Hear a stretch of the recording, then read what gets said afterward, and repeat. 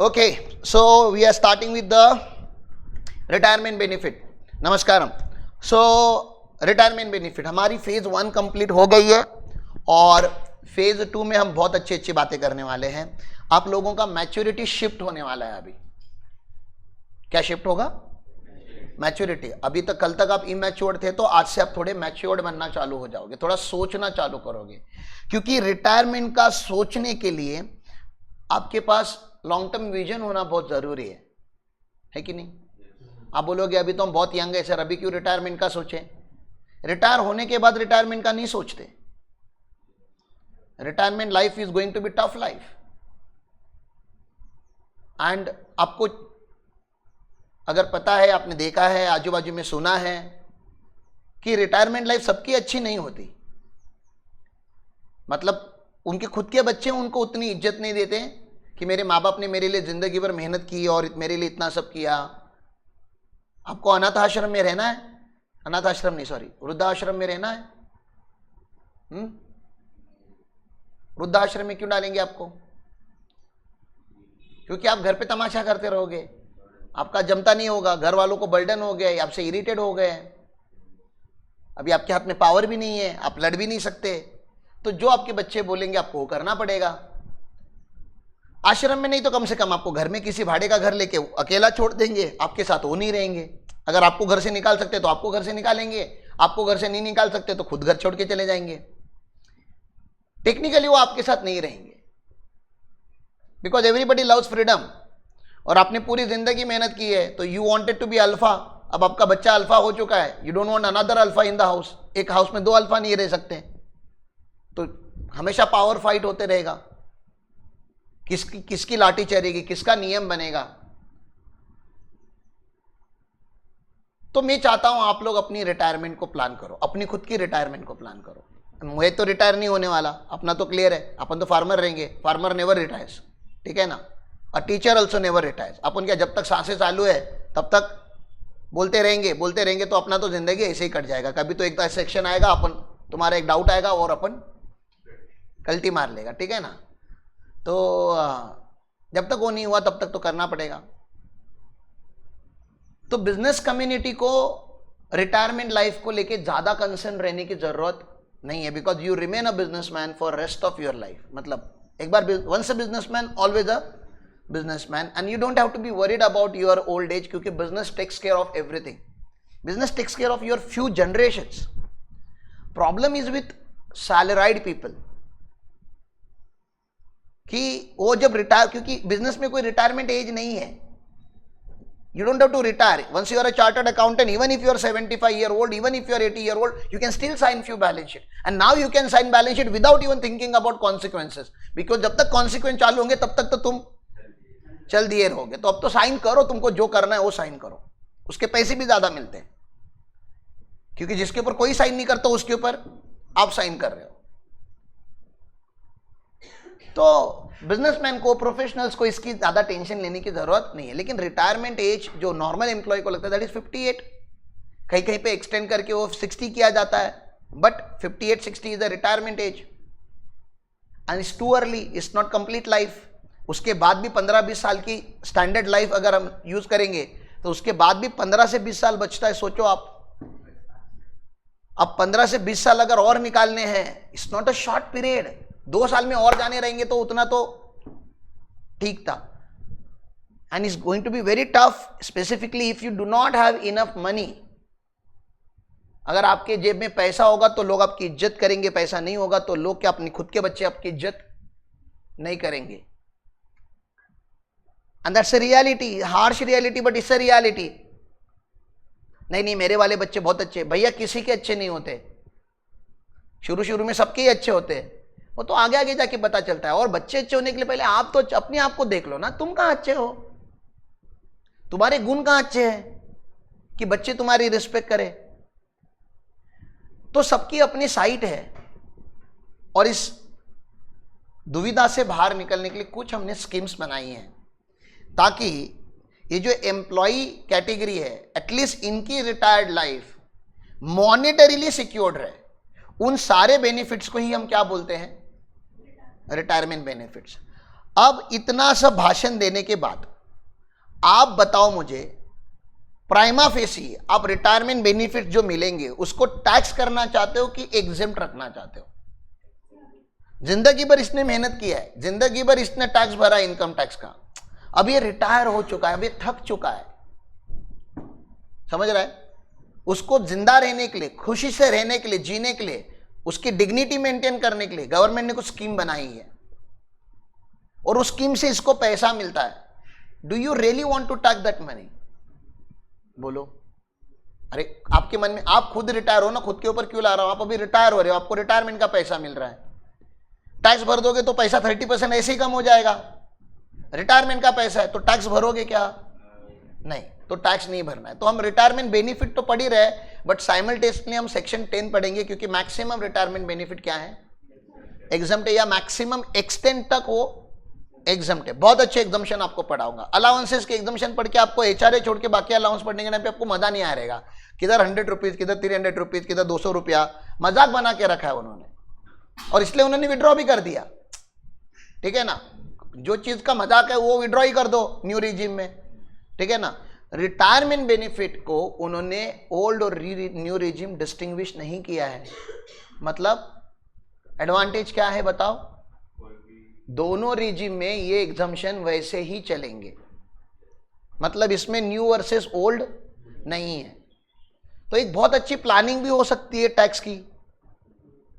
आपको जब मैं बता रहा हूं सैलरी टैक्सेबल है और रिटायरमेंट बेनिफिट टैक्सेबल नहीं है, तो आप अपने एम्प्लॉयर को एनकरेज नहीं करोगे कि सर मुझे सैलरी थोड़ा कम ही दे देना, रिटायरमेंट बेनिफिट हो सके तो बढ़ा के दे देना, क्योंकि सैलरी अभी लोगे तो क्या हो जाएगा?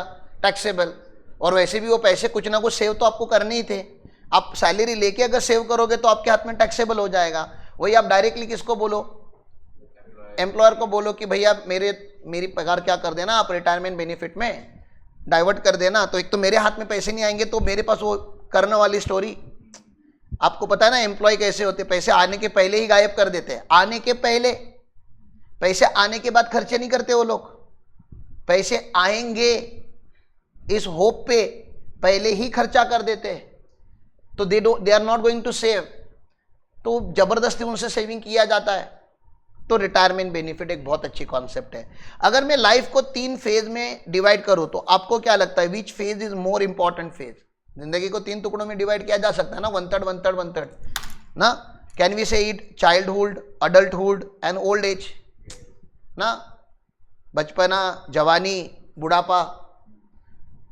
और अगर 75 अगर हम पकड़ते हैं एवरेज, वैसे तो 90 पकड़ना चाहिए क्योंकि अभी एडवांस साइंस आ चुका है, लेकिन तुम्हारे लाइफस्टाइल से मुझे लगता है कि अपन लोग शायद 90 टच नहीं करेंगे, लेकिन अगर आप हेल्दी लाइफस्टाइल को अडॉप्ट करोगे तो अभी भी पॉसिबल है 90 टच करना, because we started staying in rural life. थोड़ा योगा, थोड़ा मेडिटेशन, थोड़ा वर्कआउट, थोड़ा डाइट और थोड़ा इमोशनली हैप्पी रहना है, ठीक है, ट्राई करना है, 90 तक जाना है। तो 30 का ये गैप बनता है ना, 30 ईयर्स का बनेगा ना रे, ठीक है ना। अगर 90 पकड़ते हैं तो, और 75 पकड़ेंगे तो ये कितने का बनेगा? 25 की ये साइकिल बनेगी। तो विच 25 और which 30 is the most important, which phase of your life do you consider as a most important phase? Adulthood. क्योंकि यहां पे तो आपके हाथ में रिमोट कंट्रोल ही नहीं होता जिंदगी का, ये रिमोट कंट्रोल मैक्सिमम होता है पहला बहुत छोटे रहते हो तो माँ बाप के हाथ में, और थोड़े बड़े हो जाते हो तो दोस्तों के हाथ में, और थोड़े बड़े हो जाते हो तो आपकी बीबी के हाथ में, नहीं होता है किसी और के हाथ में, मतलब क्योंकि यहां पे आप समाज के नियमों के हिसाब से जीते हो, क्योंकि आप छोटे रहते हो, आप बहुत ही ज्यादा एरोगेंट नहीं बन सकते शायद यहां पे, क्योंकि आप छोटे हो, अभी आपने दुनिया देखी नहीं होती। यहां पे आते आते तक आपको समझ में आता है कि ये सब पागल लोग हैं, बिना मतलब का मैं ये लोग का सुन रहा था, अभी मुझे अपनी सुननी है, तो कोई कोई तो छोड़कर आओ ना इसको स्टैंड पे।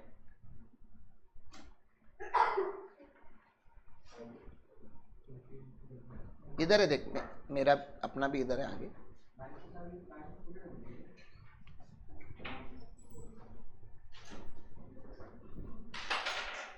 ओके ओल्ड एज में भी क्या होने वाला है आपका, अब बहुत ज्यादा बड़े बड़े डिसीजन शायद नहीं लोगे, एक्सेप्शनल लोग लेते हैं, लेकिन यूजुअली लोग ओल्ड एज में 60 के बाद 58 के बाद they don't take very substantial decisions ना, बहुत बड़ी डिसीजन ले ली, बहुत बड़ा एम्पायर खड़ा कर लिया है, ऐसे कुछ स्टोरीज है, लेकिन everybody can not do that. तो इस एज में भी आपके हाथ में ज्यादा पावर नहीं होती, तो सबसे ज्यादा पावर जिस पीरियड में आपके हाथ में होती है वो ये वाला पीरियड होता है, और इस पीरियड को हम एडल्टहुड बोलते हैं। अब अगर ये पीरियड आपने डिसाइड किया कि आप इस पीरियड में आप कुछ भी कर सकते थे, आप मानते हो 25 के बाद या 30 के बाद स्पेसिफिकली आप लाइफ में कुछ भी कर सकते हो। कुछ भी मतलब क्या क्या कुछ भी, कैन यू टेल मी कुछ भी में क्या क्या आता है? इधर कुछ नहीं कर सकते, इधर ज्यादा कुछ नहीं करना है, मान लेते हैं इस बचे वाले पीरियड में 30 से लेके 60 तक या 25-27 से लेके 58, मतलब वो आपका पीरियड 30-35 साल का पीरियड, एग्जैक्ट नहीं है वो, डिवाइड बाय 3 नहीं होता, वो थोड़ा कभी कभी जल्दी भी चालू होता है और थोड़ा लेट तक भी चलता है। मैं पूछ रहा हूं ये बीच का जो 30-35 साल का जो लाइफ स्पैन आता है हमारा, इट हैज ट्रिमेंडस पॉसिबिलिटी, क्योंकि आपके पास फ्रीडम रहता है, आपके पास हाथों में ताकत होती है, आपके दिमाग में ताकत होती है, आपके कॉन्टैक्ट स्टैब्लिश हुए रहते हैं, आपको विजन क्लियर होता चालू हो जाता है। अब बताओ ना आप क्या क्या कर सकते थे इसमें, क्या क्या कर सकते थे हम, एक इंसान क्या क्या कर सकता है इस एज में? मैक्सिमम अर्निंग कर सकता है, और बोलो कुछ भी आपके माइंड में क्या करना चाहिए, अडल्टहुड में क्या करना चाहिए? फ्यूचर प्लानिंग कर सकता है, प्लानिंग नहीं, प्लानिंग छोड़ दो, अभी प्लानिंग की बात नहीं करनी है, एक एक्चुअल एग्जीक्यूशन की बात कर रहा हूं। ग्राउंड लेवल पे क्या क्या कर सकता था? कोई बिजनेस चालू कर सकता था, कोई स्टार्टअप चालू कर सकता था, वर्ल्ड घूम सकता था, एवरेस्ट क्लाइंब कर सकता था, कोई स्पोर्ट एक्टिविटी कर कुछ भी कर सकता था, आर्टिस्ट बन सकता था। तब उसके पास वो ताकत होती, तब उसके पास वो चीजें होती जहां पे he could have taken the decisions, his own decisions. लेकिन उसने डिसाइड किया कि मैं अपनी लाइफ किसी एक कंपनी को बनाने में या किसी कंपनी को खड़ा करने में लगा दूंगा, किसी कंपनी को किसी एक एंटिटी में लगाऊंगा। तो आपको नहीं लगता उस एंटिटी को इस चीज की वैल्यू करनी चाहिए कि एक ह्यूमन ने जो कॉन्शियस ह्यूमन है, उसने अपनी पूरी लाइफ के दी मोस्ट इंपॉर्टेंट पीरियड को किसी एक कंपनी को दिए हैं। एम्प्लॉयमेंट वही होता है ना, you chose to be an employee of a company. तो आपके एग्जिस्टेंस से या मेरे जैसे पर्सन के एग्जिस्टेंस से वो एंटिटी ग्रो करेगी कि नहीं? क्योंकि मैंने अपने लाइफ का दी मोस्ट इंपॉर्टेंट पीरियड उस एंटिटी को डिवोट किया है, तो obviously that entity will grow. तो what that entity is suppose to do, एक तो है कि मैं मेहनत करता हूं तो मुझे उसका क्या मिलना चाहिए, रेम्यूनरेशन मिलना चाहिए ना, सैलरी देगी, अलाउंस देगी, परक्यूजिट देगी, ये तो हो गया अब भी का, ये तो प्रेजेंट बेनिफिट है, प्रेजेंट एफर्ट प्रेजेंट बेनिफिट। समझ में आ रहा है आपको? ये तो मेरा हक का था जो उन्होंने दिया। डोंट यू थिंक आपको उनको कुछ और देना चाहिए, मुझे थोड़ा एक्स्ट्रा? क्यों थोड़ा एक्स्ट्रा देना चाहिए? क्योंकि मेरे लाइफ के पीक टाइम को मैं आपको दे रहा हूं। It's a peak time, it's the best time of my life. मैं यहां पे बहुत कुछ कर सकता था, मैंने वो सब कुछ नहीं करके मेरी लाइफ के द मोस्ट इंपॉर्टेंट ईयर्स मैंने आपकी कंपनी को बनाने में लगाए, आपकी ग्रोथ में मेरी जिंदगी लगी है साहब। ठीक है ना? सीए इंस्टीट्यूट में एक फेमस सा डायलॉग है कि सीए करने में क्या खर्चा लगता है ना, ये बहुत फेमस डायलॉग है हमारे, it's a very common dialogue, और शायद आपने इसके पहले भी मुझसे सुना होगा। सीए करने के लिए क्या खर्चा लगता है, ऐसा पूछा जाता है जब आप सीए बनते हो या सीए करते हो। तो आई फील प्राउड कि सीए इंस्टीट्यूट का खर्चा सारी प्रोफेशनल बॉडीज में दी लोवेस्ट एक्सपेंसेस है। मतलब इससे कम खर्चे में इतना अच्छा प्रोफेशनल कोर्स पूरे वर्ल्ड में अवेलेबल नहीं है। इट्स नॉट ओनली इंडिया, पूरे वर्ल्ड में इतने डिग्निटी का, इतने अपॉर्चुनिटीज का ऐसा कोर्स, मोस्ट इंपॉर्टेंटली इसमें कोई डिस्क्रिमिनेशन नहीं है कि इस क्राइटेरिया को, इस जाति को, इस जमात को इतना फी, ऐसा कुछ नहीं। Everybody page same amount of fee, everybody has same passing criteria.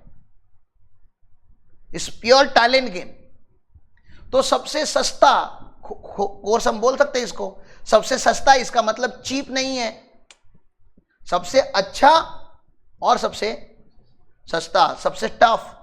मतलब इसने अपनी एक डिग्निटी भी बनाई है और एट द सेम टाइम इसने अपनी कॉस्ट को कम से कम रखा हुआ है।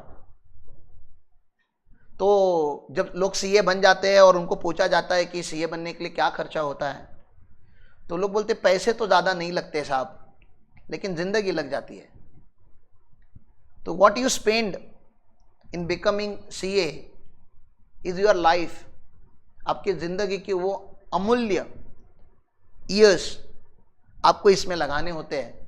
बहुत सारी चीज़ों को आपको कॉम्प्रोमाइज़ करना पड़ता है, बहुत सारी चीज़ों को सैक्रिफाइस करना पड़ता है। आपको अपनी नींद छोड़नी पड़ती है, अपना कंफर्ट छोड़ना होता है, अपनी फैमिली को छोड़ना पड़े तो फैमिली छोड़नी पड़ती है। आपको 12 से 18 घंटे रोज मेहनत करनी पड़ती है, रोज, no exception. Then only you will create history. नहीं तो फिर यार रह जाओगे भीड़ में, ठीक है ना, चमकोगे नहीं, भीड़ से बाहर नहीं आओगे, भीड़ के अंदर ही रहोगे। तो भीड़ से अगर बाहर आना है तो आपको 12 से 18 घंटा मेहनत करना है, and that too in the right direction. खाली गधा मजदूरी नहीं करनी है, in the right direction. Direction is also important, only effort is not important. तो you chose to become CA. After becoming CA you chose to give your life to a company, और company आपको बहुत अच्छा remuneration पे कर रही है, salary दे रही है, अलाउंस दे रही है, परक्विजिट भी दे रही है। मैं बात मानता हूं, मैं बता रहा हूं जब मैं रिटायर हो जाऊंगा तो कंपनी का थोड़ा तो कमिटमेंट रहना चाहिए कि नहीं, मेरे मेरे मेरे गुडविल के लिए, मेरे हित के लिए, मेरे लाइफस्टाइल के लिए थोड़ा तो कमिटमेंट। क्योंकि I was committed for whole of my substantial life to the company. मैंने अपनी जिंदगी दे दी यार कंपनी को। इतने सालों में अगर मैं झाड़ लगाता, रोज कुछ पेड़ लगाता, तो रिटायरमेंट में मुझे टेंशन लेने की जरूरत नहीं होनी चाहिए थी। वो पेड़ मुझे पाल लेते। मेरे बच्चे एक बार मुझे नहीं पालेंगे, लेकिन if I become a farmer I would have planted so many trees, और वो ट्रीज मुझे इतना बेनिफिट देते रिटायरमेंट लाइफ में कि पैसे का तो मुझे टेंशन नहीं रहता। But I did not do that. मैंने कंपनी को अपनी लाइफ दी, क्योंकि मुझे फार्मर बनने के लिए टाइम कंपनी ने नहीं दिया। एक बार आप कंपनी को कमिटमेंट देते हो, you can not become anything else. तभी तो आपकी और कंपनी की ग्रोथ स्टोरी का एक कोऑपरेशन हम बोलते हैं, एक ज्वाइंट एफर्ट तब बोलते हैं। Your efforts were there, you are there focus, तब कंपनी ग्रो हुई। तो कंपनी ने एक कॉन्सेप्ट चालू किया कि हम हमारे एम्प्लॉयज को on the date of retirement bouquet और वो श्रीफल और शाल नहीं देंगे खाली। क्या जो रिटायर हो रहा है उसने अपने जिंदगी के 25 से 30 दी इंपॉर्टेंट पीरियड, 30 साल ऐसे दिखते कम है, 90 साल की जिंदगी में 30 साल कौन से इतने इंपॉर्टेंट है बाबा, वो मोस्ट इंपॉर्टेंट 30 साल थे। इनफैक्ट वही जिंदगी है, उसके पहले तो गुलामी थी, ठीक है ना। और वो पीरियड मैंने आपकी कंपनी को दिया है। तो on date of retirement company should not pay only some chocolates and sweet box, या छोटा मोटा 2-5 हजार लाख रुपया, ऐसा नहीं, एक बड़ा अमाउंट दे, 10 लाख, 15 लाख, 25 लाख, 40 लाख, ऐसा मुझे दे। और that amount should known as gratuity, gratia, willingness. ये मैंने अर्न नहीं किया होता, I don't earn gratuity, it just money paid in appreciation of your commitment, in appreciation of your service, कि आपने अपनी जिंदगी कंपनी को दे दी, कंपनी बन गई। कंपनी ने 25-30 साल में अच्छा खासा प्रॉफिट बनाया होगा कि नहीं, उस प्रॉफिट का एक टुकड़ा आपको दिया जाता है एज अ ग्रेच्युटी। समझ में आ रहा है ग्रेच्युटी क्या है? ग्रेच्युटी एक लमसम अमाउंट है जो आपको कब दी जाती है? रिटायरमेंट पे। क्यों? क्योंकि आप कमिटेड एम्प्लॉय थे, आपकी वजह से कंपनी में क्या आई है? ग्रोथ आई है। We appreciate your commitment, we appreciate your long term relationship with the company, और तब आपको क्या मिलता है? ग्रेच्युटी। और ग्रेच्युटी छोटा नंबर होता है क्या?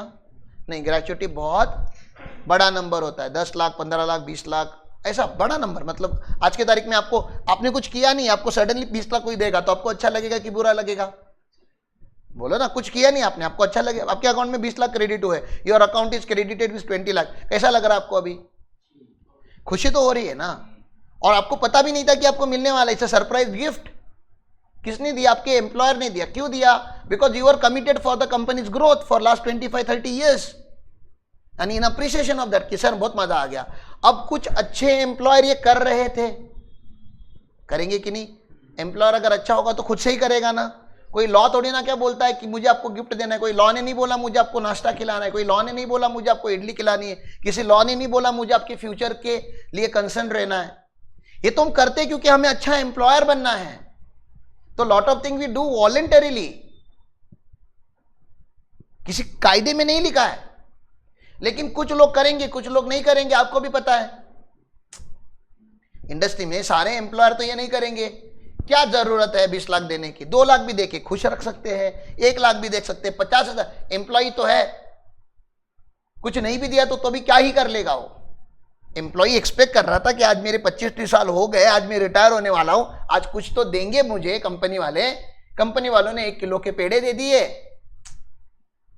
एक बुके दे दिया, एक ग्रीटिंग कार्ड दे दिया, बोला थैंक यू। नाराज होगा कि नहीं हो? और उसने देखा कि बाजू वालों को 20 लाख मिला। अब वो रिग्रेट कर रहा है मैं कौन से कंपनी में था जिंदगी भर। अब रिग्रेट करके भी मतलब नहीं है, समझ रहा है आपको। और कंपनी क्यों नहीं देती थी? कंपनी अभी एम्प्लॉय का गम समझ में आया। अब एम्प्लॉयर का गम समझो। किसी भी एम्प्लॉयर के पास 20-25 लाख ऐसा एक्स्ट्रा पड़ा नहीं होता। और एम्प्लॉयर को प्रॉब्लम एक एम्प्लॉय को देने का नहीं है। उस साल में मान लेते 50 लोग रिटायर हो रहे हैं, 100 लोग रिटायर हो रहे हैं। भैया 100 लोग इंटू 20 लाख करो, बड़ा नंबर होता है ना। अब किसी भी और ये नंबर क्या प्रोडक्टिविटी पे जा रहा है क्या? प्रोडक्टिविटी मतलब समझ रहे हैं क्या? Are they buying raw material? क्या वो कोई वेजेस पे कर रहे हैं? It just a cost. खुशी खुशी में बांट रहे हो आप इतना पैसा, और कंपनी जब स्ट्रगल कर रहा है कैश फ्लो के साथ, तो एम्प्लॉयर को भी प्रॉब्लम होता था।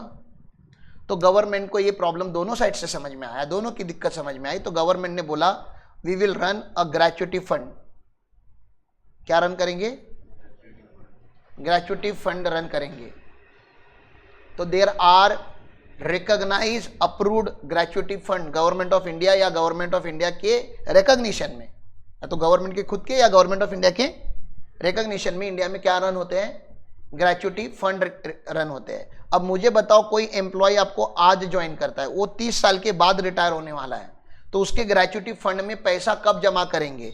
30 साल के बाद या अभी से? अभी से थोड़ा थोड़ा जमा करेंगे, 1000 रुपया, 2,000 रुपया। आपको विनायक से थोड़ा मैथ्स बाद में सिखाएंगे। There is something called interest on interest, compounding interest, benefit of long term saving. आज का 1000 रुपया आगे जाके लाखों बन जाता है, वो कंपाउंडिंग इंटरेस्ट की वजह से होता है। तो यहाँ पे इतना बड़ा अमाउंट नहीं लगता हो, लेकिन आगे आगे जाके that becomes a very big number. LIC वगैरह का आपने देखा होगा, कोई भी एजेंट आएगा आपको बोलेगा आप महीने के सर 1000-2000 रुपया सेव कीजिए, आपको 25 साल के बाद, 40 साल के बाद 5 लाख दूंगा, 25 लाख दूंगा। मतलब अमाउंट बड़ी अमाउंट होती है आज के कंपेरिजन में। आप बहुत तो 40 साल के बाद तो भैया दे ही देंगे, क्योंकि 40 साल के बाद तो मतलब मैं खुद अगर कहीं पे इन्वेस्ट करूँ 10% पे भी अगर वो बढ़े तो वो करोड़ों में चला जाता है। ठीक है ना, कंपाउंडिंग का गेम है, पूरा वैल्यूएशन का गेम है। तो ग्रेच्युटी फंड में लोगों ने पैसे लगाने चालू कर दिए। अभी ग्रेच्युटी फंड आने के बाद भी लोग उसमें पैसे नहीं लगाते थे, क्योंकि ये ग्रेशिया था, आउट ऑफ विलिंगनेस था। करना है तो करो, नहीं करोगे तभी भी चलेगा था। और फिर गवर्नमेंट को अच्छा नहीं लगा, तो गवर्नमेंट ने एक एक्ट बना दिया। The act is known as POGA, 1932 POGA. ठीक है ना, पेमेंट ऑफ ग्रेच्युटी एक्ट, एक एक्ट बना दिया। अब एक्ट बना दिया तो मैंडेट होगा कि नहीं? अब उन्होंने क्या कर दिया, पोगा में ग्रेच्युटी देना मैंडेटरी कर दिया। तो इसके कुछ क्राइटेरिया होंगे कि आपके पास मिनिमम 10 एम्प्लॉय होने चाहिए, तभी ग्रेच्युटी एप्लीकेबल होगा। तो उसके कुछ अपने वो आप देख लो, आपको हमारे पेरोल वाले वो लॉ कवर करेंगे कि पोगा आपको कब मैंडेटरी होता है। ठीक है ना, और कौन से टाइप के एम्प्लॉय के लिए होता है। That will be another discussion, we don't want to do it now. वो हम ईपैक में कवर करेंगे कि पोगा एग्जैक्टली क्या होता है, ग्रेच्युटी फंड एग्जैक्टली क्या होता है। मुझे तो उसका क्या पढ़ाना है, टैक्सेबिलिटी पढ़ाना है। यहां तक क्लियर है? मुझे आपको खाली वर्डिंग्स एक स्टोरी बतानी थी कि ग्रेच्युटी होता क्या है, क्योंकि देखो आप मुझे पढ़ाना, इनकम टैक्स में ग्रेच्युटी को एग्जम्पशन पे लिखा हुआ है। अल्टीमेटली मुझे ना एग्जम्पशन पढ़ाना है, लेकिन मैं वो चीज क्या है वो नहीं पढ़ाऊंगा और एग्जम्पशन पढ़ाऊंगा, तो आई बिलीव कि आपको ये समझ में नहीं आएगा कि गवर्नमेंट ने उसको एग्जम्प्ट किया ही क्यों है। तो एग्जम्पशन क्यों किया उसको बताने के लिए इतना बड़ा बैकग्राउंड क्रिएट करना पड़ता है। तो पहले कॉन्सेप्ट समझ में आया आपको, ग्रेच्युटी क्या है, क्लियर है। अब मुझे बताओ, कुछ एम्प्लॉयर्स को होगा, तो गवर्नमेंट एम्प्लॉयर्स को तो ये मैंडेटरी किया ही होगा गवर्नमेंट ने, क्योंकि गवर्नमेंट एम्प्लॉय के बहुत लाड होते हैं। फिर कुछ एम्प्लॉय को हम पोगा एम्प्लॉय बोलेंगे। पोगा एम्प्लॉय मतलब बड़ी ऑर्गेनाइजेशन के एम्प्लॉय जिसको पोगा एक्ट एप्लीकेबल है। अब उसके बाद हमारी जैसी छोटी मोटी ऑर्गेनाइजेशन रह गई, अपने मैक्सिमम क्लाइंट है वो पोगा में क्या बोलते हैं, पोगा उसको एप्लीकेबल नहीं होता। तो देर आर अदर ऑर्गेनाइजेशन, छोटे मोटे 5 एम्प्लॉय, 8 एम्प्लॉय, 4 एम्प्लॉय, 2 एम्प्लॉय, ऐसे भी ऑर्गेनाइजेशन होते हैं। क्या वो ग्रेच्युटी नहीं दे सकते? दे सकते हैं कि नहीं दे सकते? पहले एक्ट था तभी भी ग्रेच्युटी दी, एक्ट आने के बाद भी ग्रेच्युटी दी जा रही है, एक्ट नहीं था तभी भी तो ग्रेच्युटी दी जाती थी। तो अभी भी एक्ट आने के बाद आपको एक्ट एप्लीकेबल नहीं है, फिर भी आप ग्रेच्युटी तो दे ही सकते हो, तो उनको अदर एम्प्लॉय बोलेंगे। तो 3 टाइप के एम्प्लॉय मुझे पढ़ाने आपको, कौन से? Government employee, POGA employees and other employees. समझ में आ रहा है? मैं आपसे पूछना चाहता हूं साहब, गवर्नमेंट ने एग्जम्पशन दिया है ग्रेच्युटी को, एग्जम्पशन बोला तो कोई तो सेक्शन पढ़ाना पड़ेगा। तो सेक्शन 10 कितना आसान है याद रखना। ग्रेच्युटी कौन से सेक्शन में एग्जम्प्ट है? 10 सेक्शन 10 क्लॉज 10। समझ में आ रहा है? इसमें 3 सब क्लॉजेस है। इसमें कितने क्लॉजेस है? 3, 1, 2 और 3 ऑब्वियसली। तो इसको कैसे पढ़ेंगे? 10-10-1, 10-10-2 और 10-10-3। मुझे बताओ सबसे ज्यादा बेनिफिट गवर्नमेंट ने किसको दिया होगा? सबसे ज्यादा गवर्नमेंट को एग्जम्पशन देना है, सबसे ज्यादा गवर्नमेंट ने बेनिफिट किसको दिया होगा? गवर्नमेंट एम्प्लॉय को। तो ये हो गया 10-10-1 गवर्नमेंट एम्प्लॉय। कितना ग्रेच्युटी एग्जम्प्ट है पता है? जितना मिला उतना एग्जम्प्ट। सर अगर 5 लाख मिला तो 5 लाख एग्जम्प्ट, 50 लाख मिला तो, और 5 करोड़ मिला तो, क्योंकि उन्होंने कोई मॉनेटरी लिमिट रखा नहीं है। 5 करोड़ मिलेगा कि नहीं मिलेगा वो गवर्नमेंट की कुछ पॉलिसीज होंगी, लेकिन जितना भी मिलेगा पूरा एग्जाम। कौन से सेक्शन में साहब? आईटीआर में आपको क्लॉज सिलेक्ट करना पड़ता है। कौन सा? 10-10-1। कभी 10-10-1 सिलेक्ट करोगे जब वो सामने वाला कौन है? गवर्नमेंट एम्प्लॉय है, तो ग्रेच्युटी पूरा एग्जाम। समझ में आ रहा है? 10-10-2 में गेस करो। अभी अदर में, अदर मतलब समझ रहा है ना? अदर मतलब छोटा मोटा ऑर्गेनाइजेशन जिसमें रेगुलेटरी नहीं है, कुछ लॉ को सीरियसली नहीं लिया जा रहा वहां पे, और पोगा में लॉ को थोड़ा तो सीरियसली लिया जाता होगा। मतलब प्राइवेट सेक्टर में रेगुलेटेड और अनरेगुलेटेड ऐसा है वो। तो ज्यादा एग्जम्पशन किसको देंगे हम? रेगुलेटेड को देंगे। अभी पूरा गेम इधर है, आपका ध्यान है मेरे पास? अभी इंपॉर्टेंट गेम चालू हो गया। देखो ग्रेच्युटी ना 2 टाइप की होती है। ग्रेच्युटी कितने टाइप की होती है? 2। During employment and at a time of retirement. During employment मतलब कभी कभी आपके एम्प्लॉयर को बस मजा आ रहा है मजा आ रहा है, उसको दे दिया आपको सबको ग्रेच्युटी, मजा आ रहा है, बस दे दिया सबको, 2-2 लाख रुपया ट्रांसफर किया। अभी आपने रिटायरमेंट लिया है, क्या एम्प्लॉयर को रोक सकते हो कि आपको पैसे देने से? कैसे रोकोगे एम्प्लॉयर को पैसे देने से? नहीं ना, नहीं रोक सकते आप, एम्प्लॉयर ने डिसाइड किया है। और देने का कोई रीजन है? कोई एम्प्लॉय जाके नहीं बोलता बाद में दे दो, सब लोग अभी मांगते हैं, ठीक है ना? क्योंकि पैसा जितना मिले, लक्ष्मी जितने जल्दी अपने पास आए उतना अच्छा है। तो एम्प्लॉयर ने क्यों दिया होगा during the employment? Milestone achieve होते हैं कंपनी में। कुछ कंपनी ने 100 करोड़ का टर्नओवर अचीव किया। Don't you think we all should celebrate? Not when we retire, let us celebrate now. कैसा सेलिब्रेट करेंगे? केक कट करेंगे 100 करोड़ का। अरे मजा आएगा क्या उसमें? Company has cross 100 crore turnover today, let us have 2 lakh rupees in each one's account. कैसा लग रहा है आप? अरे जिन्होंने मेहनत की उनके अकाउंट में पैसे जा रहे 2-2 लाख रुपया, तो आपको मजा आ रहा है कि नहीं? इनकम टैक्स को भी मजा आ रहा है, वाह वाह वाह वाह, क्या बताओ, टैक्स लगेगा ना। तो ग्रेच्युटी ड्यूरिंग द एम्प्लॉयमेंट अगर मिलेगी तो एग्जम्पशन नहीं देना है। अभी आप रिटायर हुए नहीं हो, ये तो फुल्ली टैक्सेबल है, इधर 1 रुपए का एग्जम्पशन नहीं है। याद रखोगे? सर मैं गवर्नमेंट एम्प्लॉय हूं, तो क्या हुआ? पहले तो गवर्नमेंट ड्यूरिंग द एम्प्लॉयमेंट कुछ देता नहीं, लेकिन अगर मिल गया तो अभी भी टैक्सेबल। यहां एग्जम्पशन है ही नहीं। एग्जम्पशन है कहां पे? जब आपने क्या किया है, बोलो, आपका क्या हो गया है? आपका रिटायरमेंट हुआ है। समझ में आ रहा है आपको?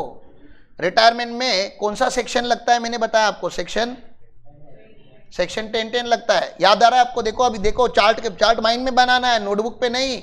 नोटबुक पे तो है, ठीक है ना। सबसे पहला सेक्शन 10-10-1 कौन सा है? Government employee. क्या करेंगे? Fully exam. तो कोई लिमिट याद नहीं रखना है, खाली इतना याद रखना है, गवर्नमेंट एम्प्लॉय को रिटायरमेंट पे जितनी भी ग्रेचुटी मिलती है फुल्ली एग्जाम रहती है। याद रखेंगे। यहां तक क्या मेहनत की रहे तुम लोग ने याद रखने के लिए? कुछ नहीं ना। ड्यूरिंग द एम्प्लॉयमेंट मिली पूरा taxable, at a time of retirement मिलेगी 10-10-1 में फुल्ली एग्जाम। मतलब बिना मतलब का चार्ट को कॉम्प्लिकेटेड मत करो ना। अब बचा दो ही, कौन से दो बचे? एक तो 10-10-2 बचा और एक तो 10-10-3 बचा। पहले मुझे इसकी कैटेगरी बताओ, इधर कौन है? इधर है पोगा और इधर में अदर लिख दूं। सर अदर एग्जाम में कब यूज करोगे? जब क्वेश्चन ने बोला है गवर्नमेंट एम्प्लॉय तो उसको क्या मानोगे? Government employ. जब क्वेश्चन ने बोला कि ही इज कवर्ड बाय पोगा तो कौन सा एम्प्लॉय मानोगे? और क्वेश्चन ने कुछ भी नहीं बोला, साइलेंट है क्वेश्चन, तो ही तो अदर मानेंगे ना। या क्लियरली लिख कर आएगा he is not covered by POGA, तभी भी अदर ही मानेंगे। मतलब कुछ अगर other is a general category, इतना समझ में आ रहा है?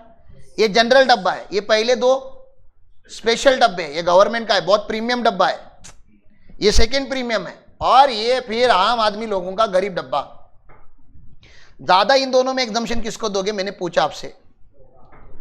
पोगा को इन दोनों में कंपैरेटिव सबसे ज्यादा तो गवर्नमेंट को है। इससे ज्यादा क्या होता है? फुल्ली एग्जाम से ज्यादा अच्छा क्या होता है? कुछ भी नहीं। अब यहां पे 3-3 नंबर आपको याद करने हैं, 1, 2 और 3। कितने नंबर याद करने हैं? 3। यहां पे भी कितने करने हैं? 1, 2, 3। एक होता है रामबाण। रामबाण समझता है? बाण समझता है? एरो होता है। कौन सा एरो मारू? मैंने 3 नंबर लिखने हैं, मैं आपको एग्जम्पशन पढ़ा रहा हूं। मैं विचेवर इज लोअर का एरो मारू कि विचेवर इज हायर का एरो मारू? मेरा समझ रहा है? मैंने आपको अब नंबर नहीं पढ़ा है, लेकिन कुछ तो 3 नंबर गवर्नमेंट ने दिए हैं, तो 3 अलग अलग नंबर आएंगे आपको एग्जाम में। अब उसमें से गवर्नमेंट एग्जम्पशन दे रहा है, मतलब आपको बेनिफिट दे रहा है, एग्जम्पशन दे रहा है, एग्जम्पशन दे रहा है, टैक्स में से मुक्ति दे रहा है, तो विचर इज लोअर लेगा कि विचर इज हायर लेगा? विचर इज लोअर लेगा ना। हायर लेना होता तो 3 क्यों बनाता? लेकिन जब गवर्नमेंट टैक्स लेता है आपसे, क्या लेता है? टैक्स। जब आपसे कुछ लेने का रहता है तो कौन सा एरो यूज करता है? Whichever is higher. इसके 1-2 एक्सेप्शन है इनकम टैक्स लॉ में, लेकिन वो बाद में बात करेंगे। अभी हम डिडक्शन और एग्जम्पशन की जब भी बात करेंगे, किसकी बात करेंगे हम? डिडक्शन या एग्जम्पशन की। तो कौन सा वाला रामबाण यूज करेंगे? Whichever is lower, whichever is lower. मतलब 3 नंबर निकालेंगे, 3 में का जो लिस्ट नंबर होगा, जो सबसे छोटा नंबर होगा, उसको हम एग्जम्पशन देंगे, उतने का एग्जम्पशन देंगे। समझ में आ रहा है? हम पढ़ क्या रहे याद आपको? सेक्शन 10-10-2 और 10-10-3 पढ़ रहे हैं। Section 10 clause 10 sub clause 2 and sub clause 3 पढ़ रहे हैं। सेक्शन के साथ याद रखोगे? सेक्शन क्या, मैं तो बता रहा हूं, क्लॉज और सब क्लॉज के साथ याद हो जाएगा, क्योंकि बहुत ही लॉजिकल, बहुत ही मैजिकल सा सेक्शन है। इसमें के जो नीचे के 2 नंबर है ना, या इन 3 नंबर में का 1 नंबर आप मुझे बता ही सकते हो कौन सा होगा? 1 नंबर हम हमेशा एग्जम्पशन डिडक्शन निकालने के टाइम पे यूज ही करते हैं। यस, बिल्कुल शराफत जी सही बता रहे हैं। एक्चुअल ग्रेच्युटी रिसीव्ड तो कंपेयर करना ही पड़ेगा ना। एक्चुअल ग्रेच्युटी रिसीव्ड, ये तो किस में दिया होगा? क्वेश्चन में दिया होगा कि ग्रेच्युटी कितनी दी है, और एग्जम्पशन में का भी वो 1 नंबर है। क्यों हम एक्चुअल को क्यों कंपेयर करते हैं? मैंने आपको एचआरए के टाइम पे भी पढ़ाया था, एक्चुअल को यहाँ पे क्यों कंपेयर करते हैं? एक्चुअल को क्यों कंपेयर करते हैं? एग्जम्पशन निकालने के लिए कि एक्चुअली मिला कितना, वो क्यों कंपेयर करते हैं? क्योंकि हम एग्जम्पशन कुछ फॉर्मूला बेस्ड निकालते हैं। ऐसा ना हो जाए कि आपको जितना मिला है उससे ज्यादा एग्जम्पशन हमने कंप्यूट किया, आपको मिला 8 लाख का है और मैंने फॉर्मूला लगा के 12 लाख का एग्जम्पशन निकाला, तो गलत हो जाएगा ना। अरे मैं आपकी अगर सीए इंटर की फी अगर 50,000 है तो मैं आपको डिडक्शन कितना दूंगा? मैक्सिमम। मैंने कुछ मैथमेटिकल फॉर्मूला बनाया, उससे 75,000 का डिडक्शन आ रहा है, तो 75,000 का दे पाऊंगा क्या? We can not provide deduction beyond fee value या टैक्सेबल वैल्यू। तो आपको टैक्सेबल वैल्यू क्या है? ग्रेच्युटी में क्या टैक्सेबल वैल्यू है? ग्रेच्युटी जितनी मिली उतनी। अब एग्जम्पशन मैक्सिमम कितना दूंगा? अरे जितना मिला उतना, उससे ज्यादा तो नहीं दूंगा ना, अपनी फॉर्मूला बनाए, आपका प्रॉब्लम है। यहां तक क्लियर है? तो एक चीज याद रखना हमेशा, ये वाला नंबर होता है ये 3 में का, इसको याद रखने के लिए बहुत मेहनत करना पड़ा क्या? ओहो भी 3 नंबर कैसे याद रखो? अरे एक जितना पहले कवर हो सकता है उतना पहले कवर करो। ओके, अब जो ये 3rd नंबर है ना, ये स्टैट्यूटरी लिमिट है। स्टैट्यूटरी लिमिट मतलब limit under income tax. Income tax कुछ लिमिट रखता है कि देखो कुछ भी कर लो, इस अमाउंट से ज्यादा तो एग्जम्पशन नहीं दूंगा। Are you getting this? मैं क्या पूछ रहा हूं आपको, क्या फॉर्मूला जो लगाना है लगा दो, गवर्नमेंट आपको कितना, मतलब आपका एम्प्लॉयर आपको जितना देना है उतना देने दो, हमारा इससे ज्यादा बजट नहीं बनता, इससे ज्यादा हम एग्जम्पशन आपको नहीं दे सकते। वो एक अमाउंट की बात कर रहा हूं मैं।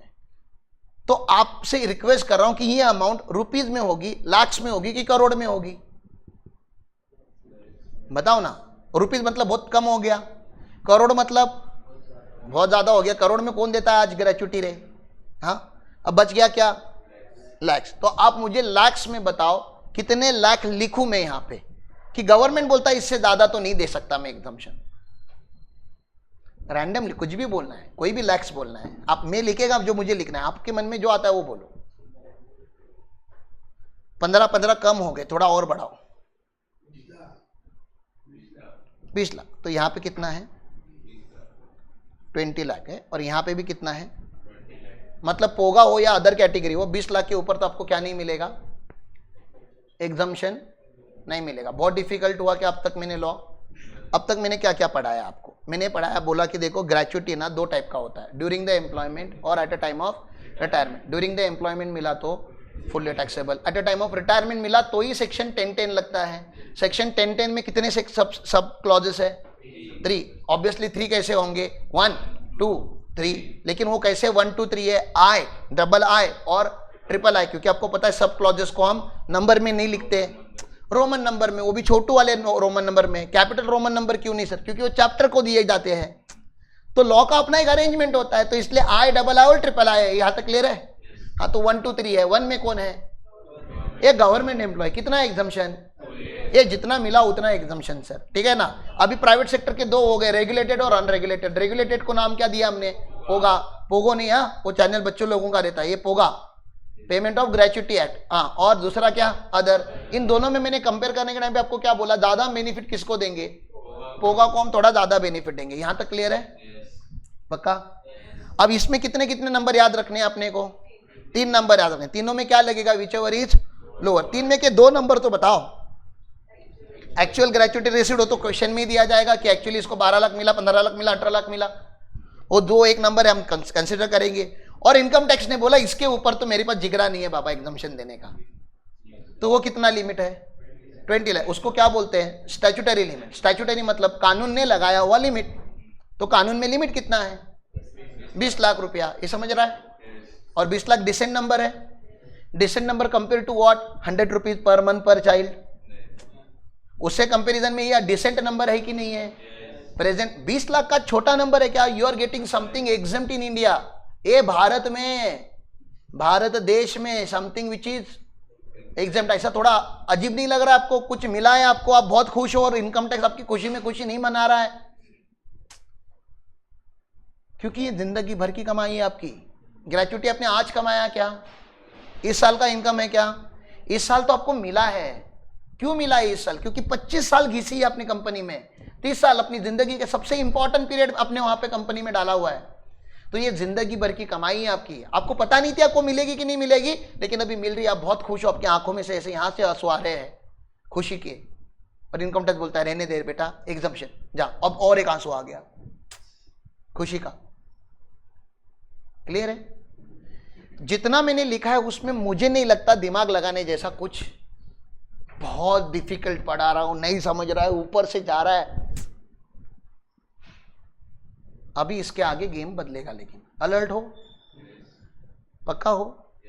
पढ़ाऊं फिर? आप मुझे लॉ, आप लॉ मेकर बनो जरा, मैच्योरिटी को एनहांस करो। मैंने क्या बोला? आज मैच्योरिटी शिफ्ट होगी। आज से मैच्योरिटी रोज शिफ्ट होगी। अब आप मैच्योर्ड बन चुके हो इनकम टैक्स में। अगर आपने सारे लेक्चर अब तक के अटेंड किए हैं तो इमोशंस पकड़ो और लॉ बनाओ मेरे साथ। ठीक है ना, इमोशंस को पकड़ो।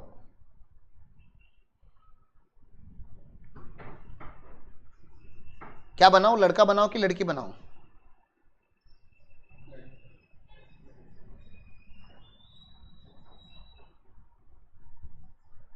लड़की बनानी तो मुझे ज्यादा डिफिकल्टी नहीं लगती, ये लड़की हो गई।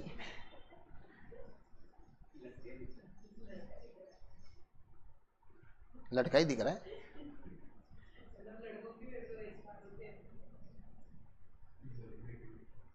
लो बाबा, लड़की हो गई। ओके, ये लड़की है और ये लड़का है। प्लीज अज्यूम, बाइक से आइए तो बाल खुले हैं। किसको ज्यादा ग्रेच्युटी दोगे?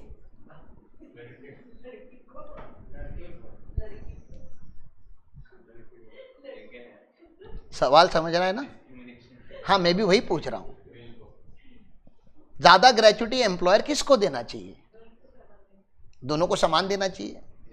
लेकिन पहले तो आपने नहीं बोला इक्वल देना चाहिए, पहले तो कुछ लोग बोले लड़कों को देना चाहिए, कुछ लड़कियां बोल रही लड़कियों को मिलना चाहिए। ज्यादा काम कौन करेगा?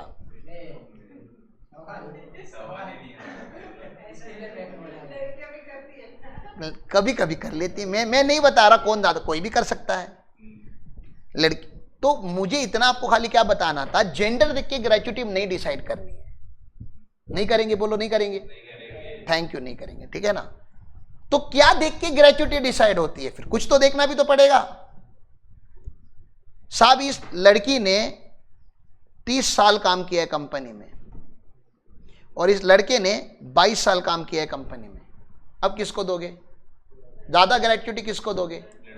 क्यों? क्योंकि उसने ज्यादा साल काम किया है कंपनी में। समझ में आ रहा है? मतलब एक तो चीज पक्का है कि आपको पीरियड ऑफ एम्प्लॉयमेंट के साथ ग्रेच्युटी को लिंक करना है। मैंने क्या बोला समझ में आ रहा है? प्लीज आप समझने का ट्राई करो। एक चीज, मैं आपको मैथ्स पढ़ाने वाला हूं, लेकिन मैथ्स पढ़ाने से पहले उसके इक्वेशन के अंदर के जो अलग अलग नंबर है वो नंबर का लॉजिक पढ़ा रहा हूं। एक तो लॉजिक ये पक्का पकड़ के चलेंगे कि जिस एम्प्लॉई ने कंपनी में लॉन्गर पीरियड के लिए काम किया है, he should get higher gratuity. Longer, higher, याद रखेंगे। Longer employment, higher gratuity. Common sense है ना रे? मैं बहुत अनकॉमन, मतलब बहुत ही ऐसा वियर्ड सी बात कर रहा हूं क्या? नहीं। आपने जितना लंबा टाइम काम में किया, जितना लॉन्ग टर्म आपने काम किया, कंपनी आपको उतना ज्यादा बेनिफिट देने का ट्राई करेगी। Very good.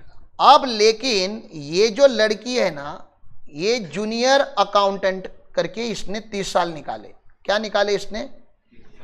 30 साल निकाले जूनियर अकाउंटेंट करके। इसको हम हमेशा बताते थे ट्रेनिंग अटेंड करो, ट्रेनिंग अटेंड करो, ट्रेनिंग अटेंड करो, ट्रेनिंग अटेंड करो, रोज पढ़ाई करो, खुद को इवॉल्व करो, बड़े हो।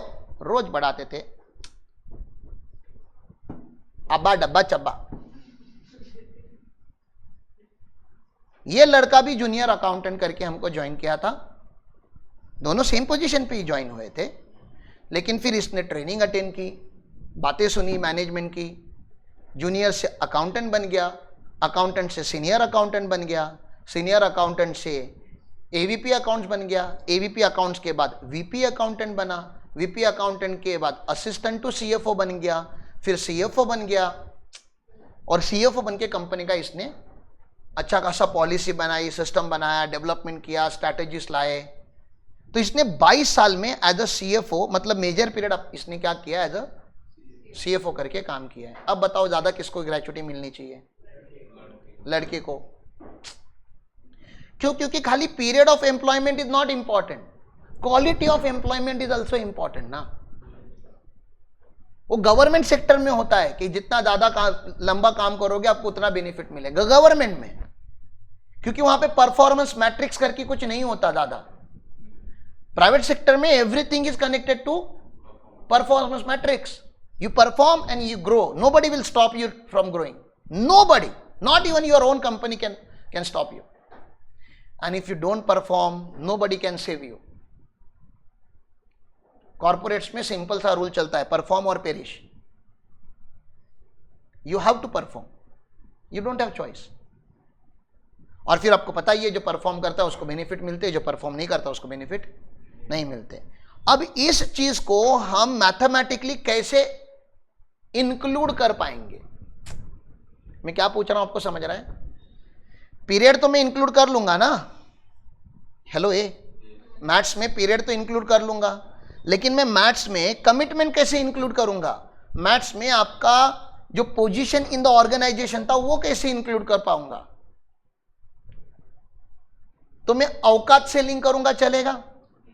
औकात औकात,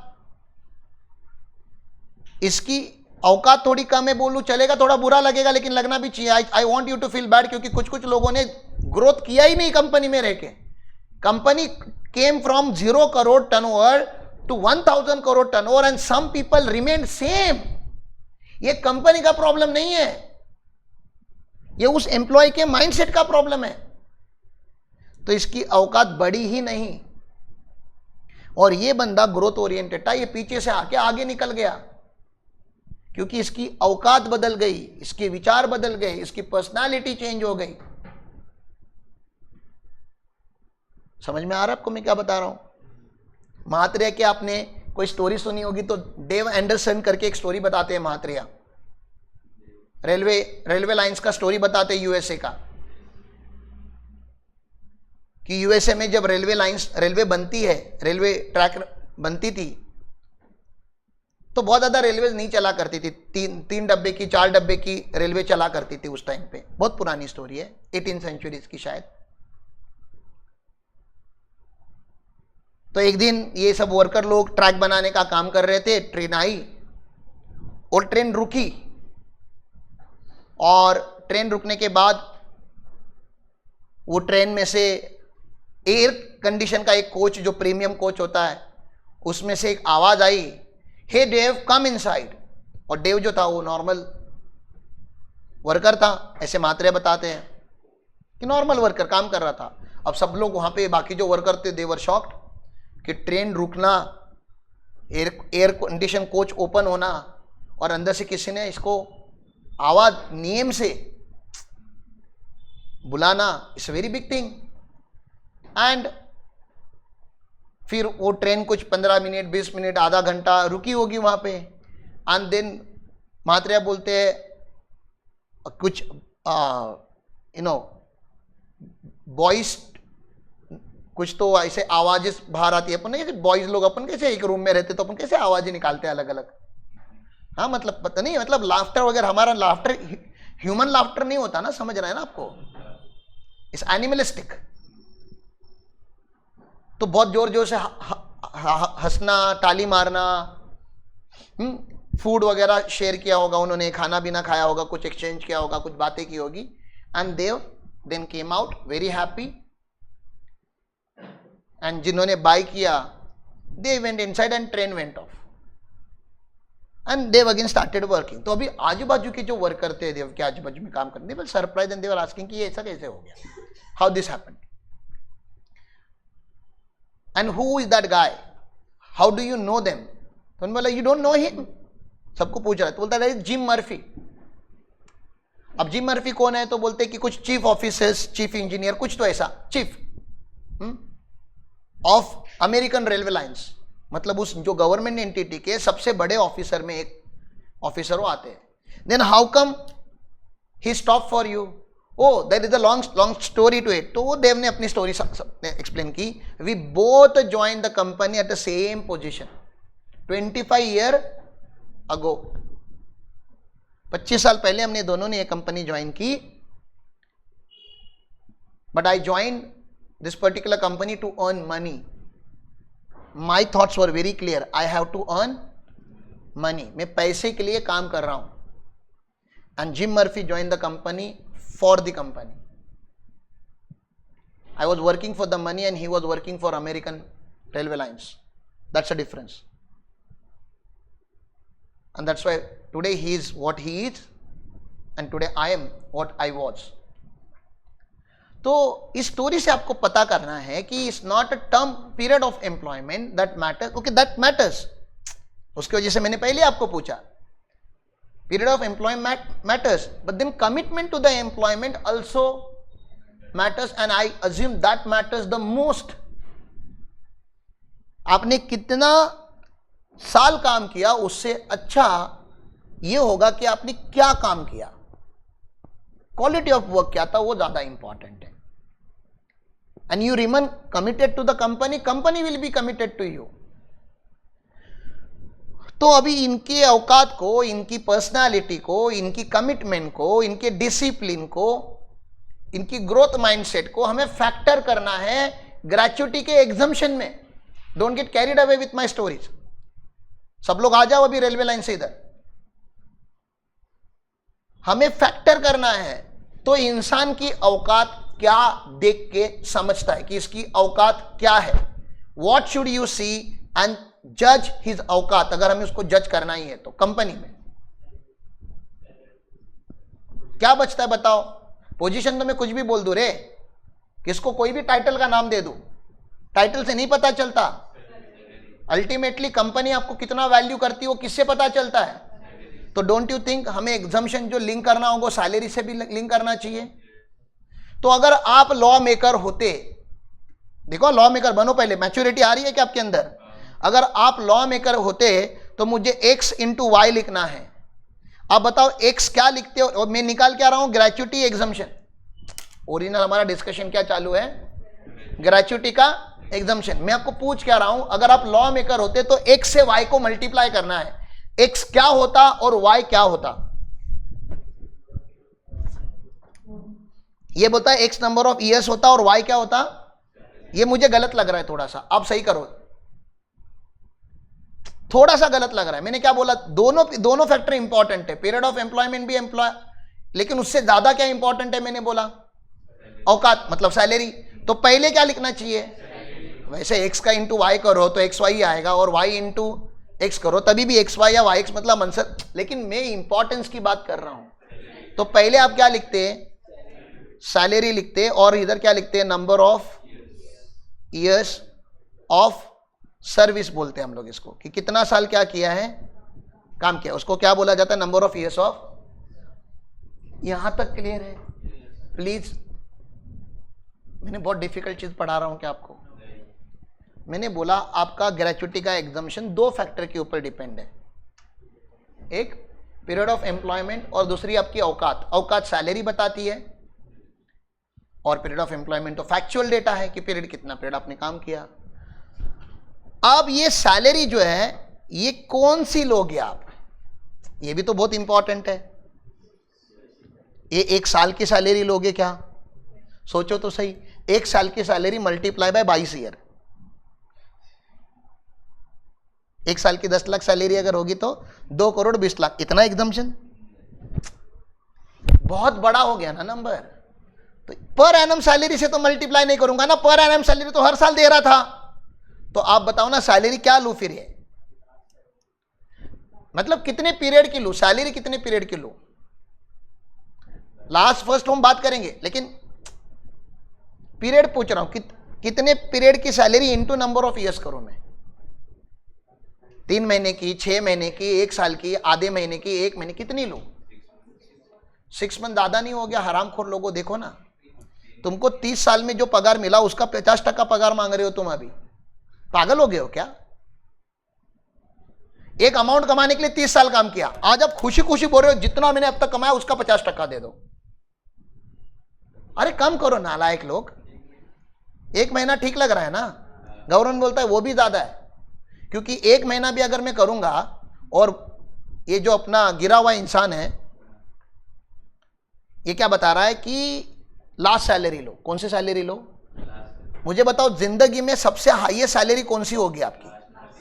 लास्ट सैलरी होगी, मतलब आपने शायद 25,000 या 5,000 पे चालू किया होगा, मुझे नहीं पता। लास्ट सैलरी आते आते आपकी सैलरी पर मंथ 2.5 लाख हो गई है। तो आप बोल रहे हो लास्ट सैलरी मल्टीप्लाई करो किससे? 30 साल से। ये 30 साल इंटू करो 2.5 लाख। नहीं, तुमको ऐसा ज्यादा ऐसा लगना चाहिए ना। 75 लाख ज्यादा नहीं हो रहा है? फिर से औकात के बाहर नहीं जा रहे हो क्या? 75 लाख का ग्रेच्युटी मांग रहे हो, शर्म आ रही है क्या तुम लोगों को? मतलब गवर्नमेंट ने बोला एक पूरा सैलरी भी बहुत ज्यादा होता है, थोड़ा और कम करो। कम करो ना, एक पूरा सैलरी नहीं, पूरा सैलरी मल्टीप्लाई बाय औकात मतलब नंबर ऑफ ईयर्स नहीं करना है, और थोड़ा कम करो ना। एक सैलरी से कम करो तो कितना होता है? हाफ होता है ना। तो बोलो कितनी सैलरी? हाफ महीने की सैलरी। कितनी सैलरी? हाफ मंथ की सैलरी से किससे मल्टीप्लाई करना है? नंबर ऑफ ईयर से मल्टीप्लाई करना है। समझा आपको? ज्यादा डिफिकल्ट पढ़ा है क्या मैंने? मैं क्या बोल रहा हूं? आधे महीने का पगार into number of years of service. बस ये पहला नंबर है, आधे महीने का पगार इनटू जितना साल आपने कंपनी में काम किया। क्यों रटोगे? क्यों ग्रेच्युटी के एग्जम्पशन लर्न करोगे? कॉमन सेंस यूज करो। अब आधे मैथ्स, सर थोड़ा मैथ्स में हेल्प करो। क्या लिखूंगा तो ग्रेच्युटी का एग्जम्पशन का इक्वेशन बनेगा? Gratuity exemption is equal to क्या लिखूं? 1/2 करना पड़ेगा पहले तो फैक्टर में, क्योंकि आधा करना है कोई चीज। इनटू क्या करूं? सैलरी पर मंथ करना पड़ेगा क्लैरिटी डालने के लिए, और into number of years of service. ये फॉर्मूला बन गया। ये समझ में आ रहा है? अभी ये परफेक्ट फॉर्मूला नहीं है, अब इसको और थोड़ा इंप्रोवाइज करूंगा। अब ये सैलरी कौन सा, वो भी बहुत इंपॉर्टेंट है। या सैलरी में क्या क्या आएगा, तो पहले मुझे बताओ सैलरी में क्या क्या आएगा? सैलरी में क्या क्या आता है? बेसिक सैलरी प्लस बताओ ना और क्या आता है? डीए। लेकिन पूरा डीए लेते हैं क्या हम?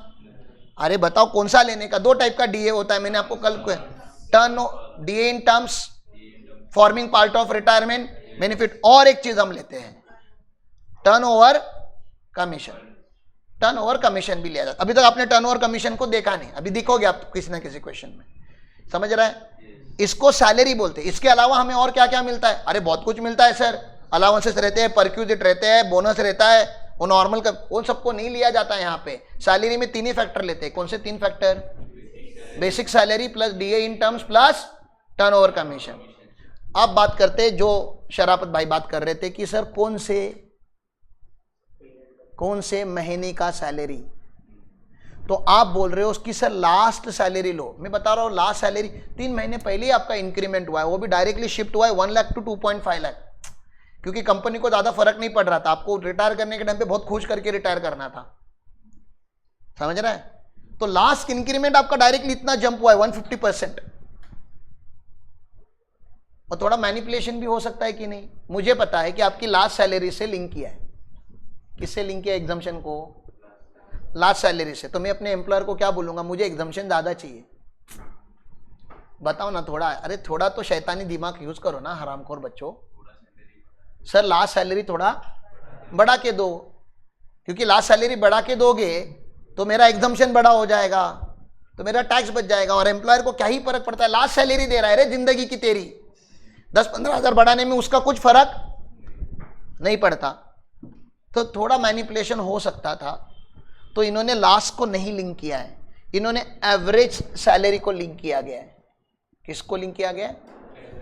एवरेज। अब एवरेज सैलरी मतलब विनायक सर, एवरेज मतलब मैथ्स में 2 चीजों को प्लस करके डिवाइड बाय 2 करूंगा तो भी एवरेज होता है, 3 सैलरी को ऐड करके भी डिवाइड बाय 3 करूंगा तो एवरेज आता है। तो 2 मंथ्स का एवरेज बोल सकता हूं, 3 मंथ का।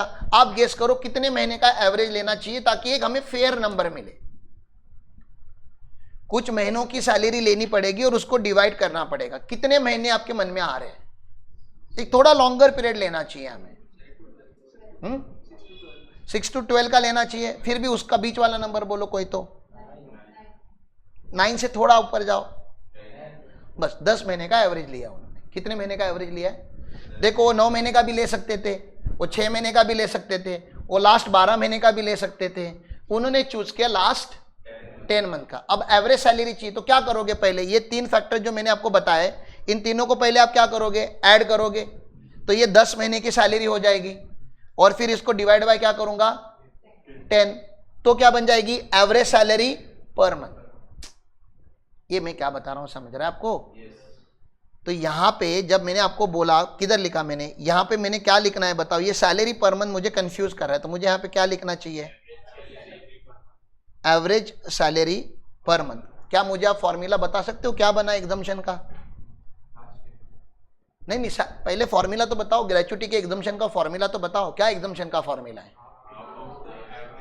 Half month into average salary per month into number of years of service. यहां तक क्लियर है? हाफ क्यों किया? क्योंकि आधा महीना चाहिए था। एवरेज क्यों किया? क्योंकि 10 महीने का एवरेज करूंगा तो मुझे एक फेयर नंबर मिलेगा सैलरी का, एक रीजनेबल अमाउंट मिलेगी। क्योंकि लास्ट सैलरी हाईएस्ट होती है, एवरेज आउट करूंगा तो थोड़ा कम हो जाएगी ना। एवरेज सैलरी कम होती है कि लास्ट सैलरी कम होती है?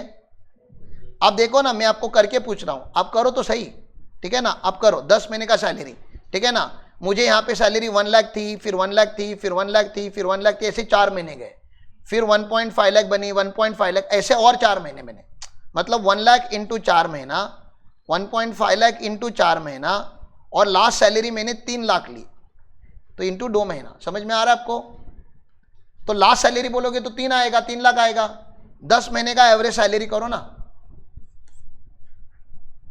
ये 4 लाख होता है, ये कितना होता है रे? ये 6 लाख होता है ना, और ये कितना होता है? ये भी 6 लाख होता है, तो ये 16 लाख हो गया।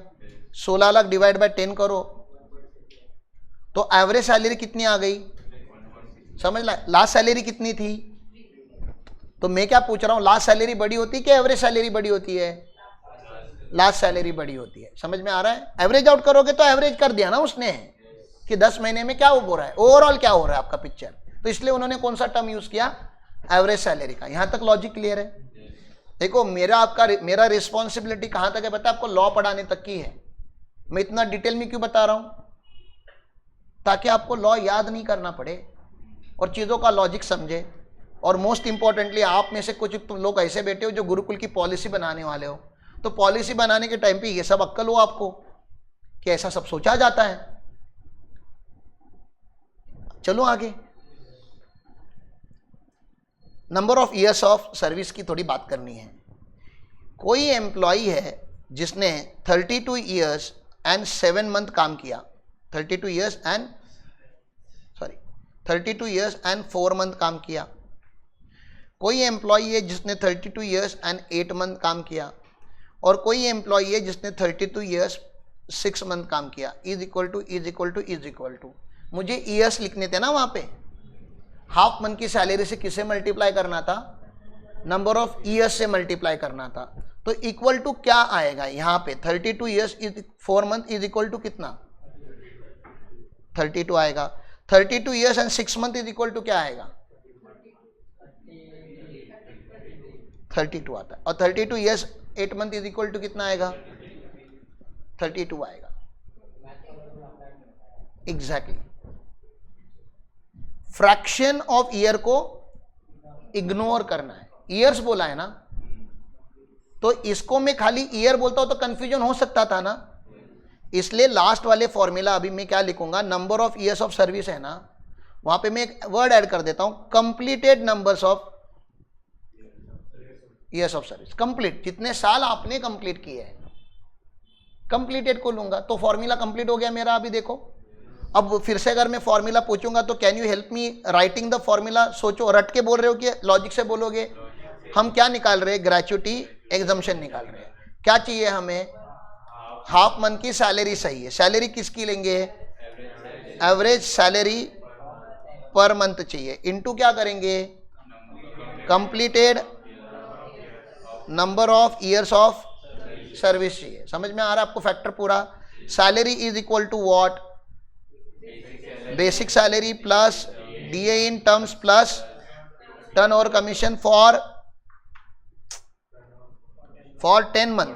समझ में आ रहा है? 10 महीने का आएगा, 10 महीने का बेसिक, 10 महीने का DA, 10 महीने का turn over commission, divide by 10, तब क्या आएगा? Average salary per month. समझ में आ रहा है? क्लियर है? हाफ तो हाफ है। फॉर्मूला क्लियर है? लॉजिक के साथ क्लियर है?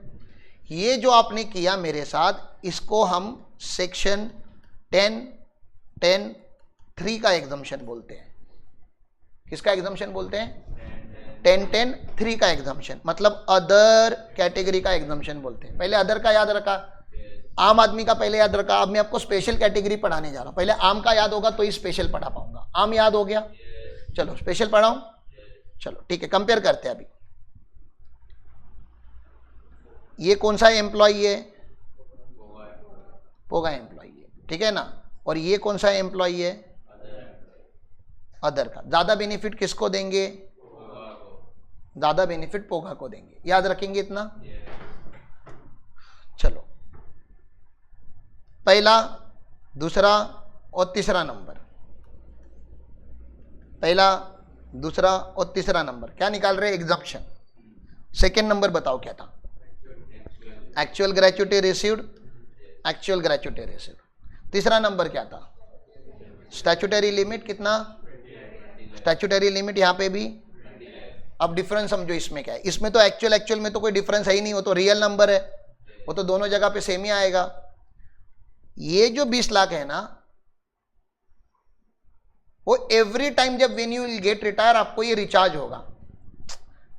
जरूरी है क्या जिंदगी में एक ही बार रिटायर होगे आप? Can you work for 2 different employer for long term? एक एम्प्लॉयर के लिए 15 साल काम किया, फिर दूसरे एम्प्लॉयर के लिए 18 साल काम किया, तो जिंदगी में ग्रेच्युटी कितनी बार मिली होगी? हर बार जब भी कंपेयर करोगे तो ये हर बार 20 लाख लिखना है एग्जम्पशन कंप्यूट करने के टाइम पे, समझो आप जरा। और ये जो 20 लाख है ना, ये लाइफ टाइम लिमिट है। सर मतलब क्या, लाइफ टाइम, पूरे लाइफ में आप 20 लाख का ही एग्जम्पशन ले पाओगे। सर मतलब क्या, मतलब जब पहले एम्प्लॉयर के पास आपने जब 20 साल काम किया तो उसने आपको 8 लाख की ग्रेच्युटी दी, 8 लाख की ग्रेच्युटी दी, और आपने 3 नंबर लिखे, विच और इज नोवर निकाला। मैं मानता हूं 8 लाख एग्जम्प्ट हो गया, मतलब पूरा एग्जम्प्ट हो गया आपका, मिला 8 लाख था, मिला पूरा एग्जम्प्ट हो गया। अब सेकेंड एम्प्लॉयर के यहां पे आपने फिर से काम किया, अब उसने आपको 25 लाख की ग्रेच्युटी दी। यहां तक क्लियर है? अब 25 लाख की ग्रेच्युटी को जब एग्जम्पशन निकालोगे तो यहां पे कितना लिखोगे आप अदर कैटेगरी में? पहले 8 लाख का एग्जम्पशन लिया था तो 20 में से 8 चला गया, अब यहां पे कितना आएगा, 12 लाख। और जब आप एक पोगा एम्प्लॉय अगर होते तो फिर से कितनी बार लिखते हैं, 20 लाख। ये दोनों में पहला डिफरेंस समझ में आ रहा है क्या? ये लाइफ टाइम लिमिट है और ये हर बार आपको 20 लाख मिलेगा। तो यहां बेनिफिट क्रिएट किया क्या गवर्नमेंट ने, अदर एम्प्लॉय को बोल दिया ये आपका लाइफ टाइम लिमिट है। तो है दोनों 20 लाख ही, लेकिन दोनों अलग 20 लाख है, एक 20 लाख लाइफ टाइम है और एक 20 लाख हर टाइम है। ओके, पहला वाला डिफरेंस क्लियर है। अब मेन डिफरेंस कहां पे क्रिएट होगा, लेकिन पहले वाले नंबर में, क्योंकि हर बार ऐसा तो होगा नहीं ना, ये 2-2 जॉब करने वाले लोग कम होते हैं दुनिया में जिनको ग्रेच्युटी मिलती है। समझ में आ रहा है? तो मेन डिफरेंस, अब मुझे पहले यहां का बताओ, यहां मैंने क्या लिखा था, जनरल में क्या लिखा था, 1/2। मुझे पोगा में ज्यादा बेनिफिट देना है, मैंने आपको पहले ही क्लियर किया कि पोगा में मुझे, तो यहां पे 1/2 लिखा है। 1/2 मतलब आधे मन की सैलरी आपने बोल दी। आधे महीने की सैलरी मतलब मैं 15 दिन का पगार बोल सकता हूं क्या? ये आधा महीना मतलब कितने दिन की सैलरी, 15 डेज। तो यहां पे 15/30 है, ऐसे नहीं लग रहा आपको?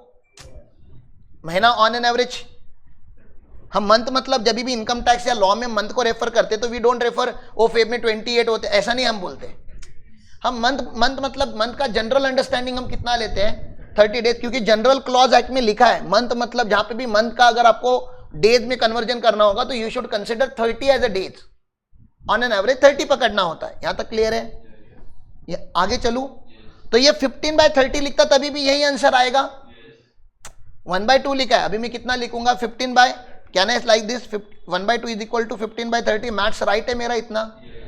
अब यहां पे हाफ करने के टाइम पे गवर्नमेंट ने रैशनली यूज किया कि आपको जो सैलरी मिलती है वो पूरे महीने की मिलती है और आधे महीने की सैलरी चाहिए, तो 15 दिन की सैलरी ले ली हमने। लेकिन क्या आप 30 दिन सच में जॉब पे जाते हो? जो आपको पगार मिलता है क्या सच में 30 दिन का मिलता है? तो आप कितने दिन काम करते हो सच में? 30 डेज का अगर मंथ पकड़ेंगे या 4 हफ्तों का अगर महीना पकड़ेंगे, एक महीने में 4 हफ्ते होते हैं, तो आप इफेक्टिवली कितने दिन काम करते हो? इफेक्टिव पूछ रहा हूं रे, 22 कैसे आ गए रे, मैं इफेक्टिव पूछ रहा हूं। 26 ना, वो फ्राइडे सैटरडे संडे सबको नहीं मिलता, लेकिन सबको एक दिन तो मिलता है ना हफ्ते में, तो 4 हफ्ते मतलब 4 संडे हो गए। तो इफेक्टिवली आप कितने दिन काम करते हो? 26 दिन, और मुझे 15 दिन का सैलरी चाहिए, तो मैं क्या करूं? 15/26 करो। पहला यहां पे नंबर क्या है, 15 बाय पोगा में, और पोगा ये ज्यादा नंबर है, सर विनायक सर बाद में ये लोग, मेरे को नहीं पता ये लोग को समझेगा कि नहीं, मैं अटेम्प्ट देता है, आप देखो बाद में अगर नहीं समझा तो कॉन्टैक्ट टू विनायक सर। मैं खाली लिख रहा है 15/26 इज ग्रेटर देन 15/30, ठीक है ना। ए अवनीश 15/26 इज ग्रेटर देन 15/30, क्योंकि जब न्यूमेरेटर कांस्टेंट होता है, जब न्यूमेरेटर कांस्टेंट होता है, higher the denominator will give you lower the answer, lower the output. Vinayak sir हाँ यस, मैं भी वही बोलने वाला था, जाने दो, नहीं इनकम्प्लीट नंबर नहीं समझ रहा है ना, let's try to convert it into complete number. 15/30 का आंसर कितना आता है कैलसी पे? 0.5 आता है, ठीक है ना। अब 15/26 का कितना आएगा? 0.576, जो भी है, मतलब इतना तो दिख रहा है ना ये नंबर। मल्टीप्लायर में अगर मैं 0.576 डालूंगा तो बड़ा नंबर आएगा। थैंक्स, ग्रेट, ठीक है ना। तो 15/26 इज ग्रेटर देन 15/30। मुझे खाली इतना आपको बताना था कि पोगा एम्प्लॉय के थोड़े लाड हो रहे हैं यहाँ पे, थोड़ा ज्यादा एग्जम्पशन मिलेगा उनको, मिलेगा कि नहीं, क्योंकि यहाँ पे इफेक्टिव नंबर ऑफ डेज लिया जा रहा है।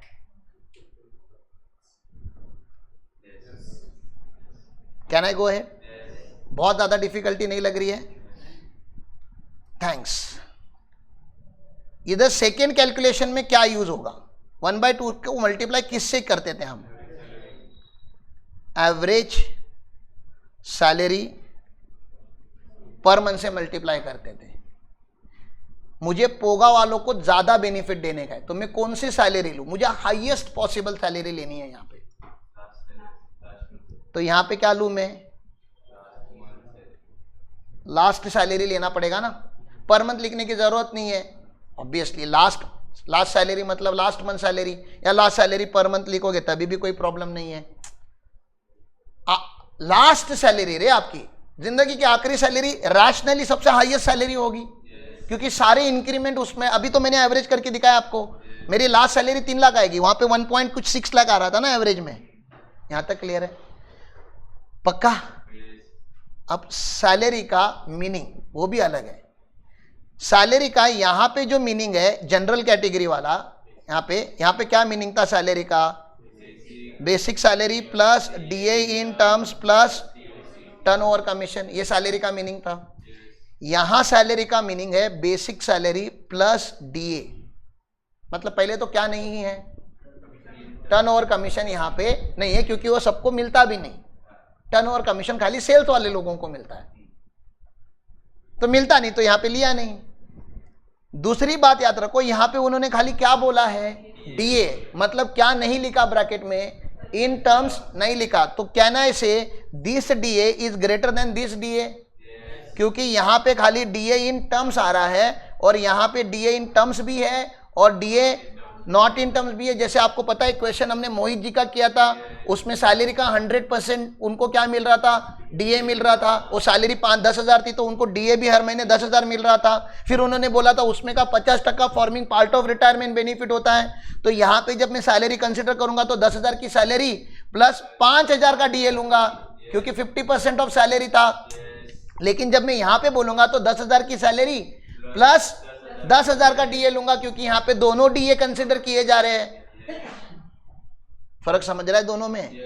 This is the only place, याद रखो, this is the only place जहां पे डीए नॉट इन टर्म्स को सैलरी में इंक्लूड किया जाता है। इसलिए यूनिक है, क्योंकि पोगा ये वर्ड अपने आप में एक यूनिक कैटेगरी है।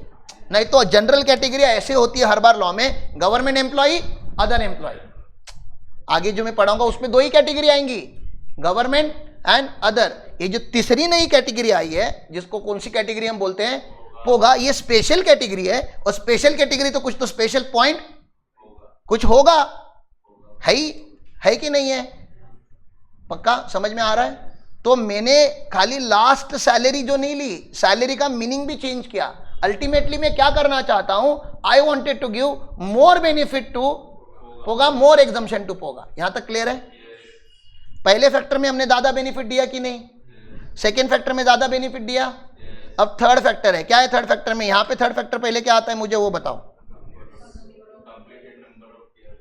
यहाँ पे क्या आता है, completed number of years of service, कि कितने साल आपने काम किया वो आता है। यहाँ पे भी मुझे कुछ लिखना है, ऑब्वियसली नंबर ऑफ, ये आधे महीने की सैलरी है ना, ये भी इतना बात करके मैंने कंप्यूट क्या किया, आधे महीने का पगार, अब उसको साल से मल्टीप्लाई करना है, तो अभी करते हैं। थोड़े टाइम पहले ही मैंने आपको पूछा 32, छोटा हो गया, 1 minute, 32 years and 4 month is equal to कितना, 32 years and 8 month is equal to कितना, 32 years and 6 month is equal to कितना, क्योंकि वर्डिंग के यहाँ पे क्या यूज हुई थी, कंप्लीटेड ईयर्स वर्ड यूज किया गया था। अब इसको ही पोगा में लेता हूं, ठीक है ना, इसको ही, मतलब फिर से नहीं लिखता मैं, उल्टा कर लो यहाँ पे, 32 years into 4 month is equal to कितना, 32 years and 8 month is equal to कितना किया होगा पोगा में, यहां पे 33 कर दिया उन्होंने, समझ रहे आपको, क्योंकि यहां पे लैंग्वेज क्या यूज की उन्होंने, rounded number of years of service, वहां पे लैंग्वेज क्या यूज की, कंप्लीटेड ईयर्स ऑफ, मतलब यहां पे फ्रैक्शन को इग्नोर करना है और यहां पे फ्रैक्शन को कंसिडर करना है, लेकिन कभी कंसिडर करना है तो वो भी बताना जरूरी है ना, हर बार मैं हायर नहीं कर रहा हूं। देखो ना, यहाँ पे 4 महीने तो मैंने इग्नोर कर दिया, यहाँ पे 8 महीने थे तो थोड़ा ज्यादा काम किया आपने, ऑलमोस्ट अ ईयर कम होने आया है, तो 33 क्या, इसका मुझे आंसर दो, 32 year 6 month is equal to कितना, 32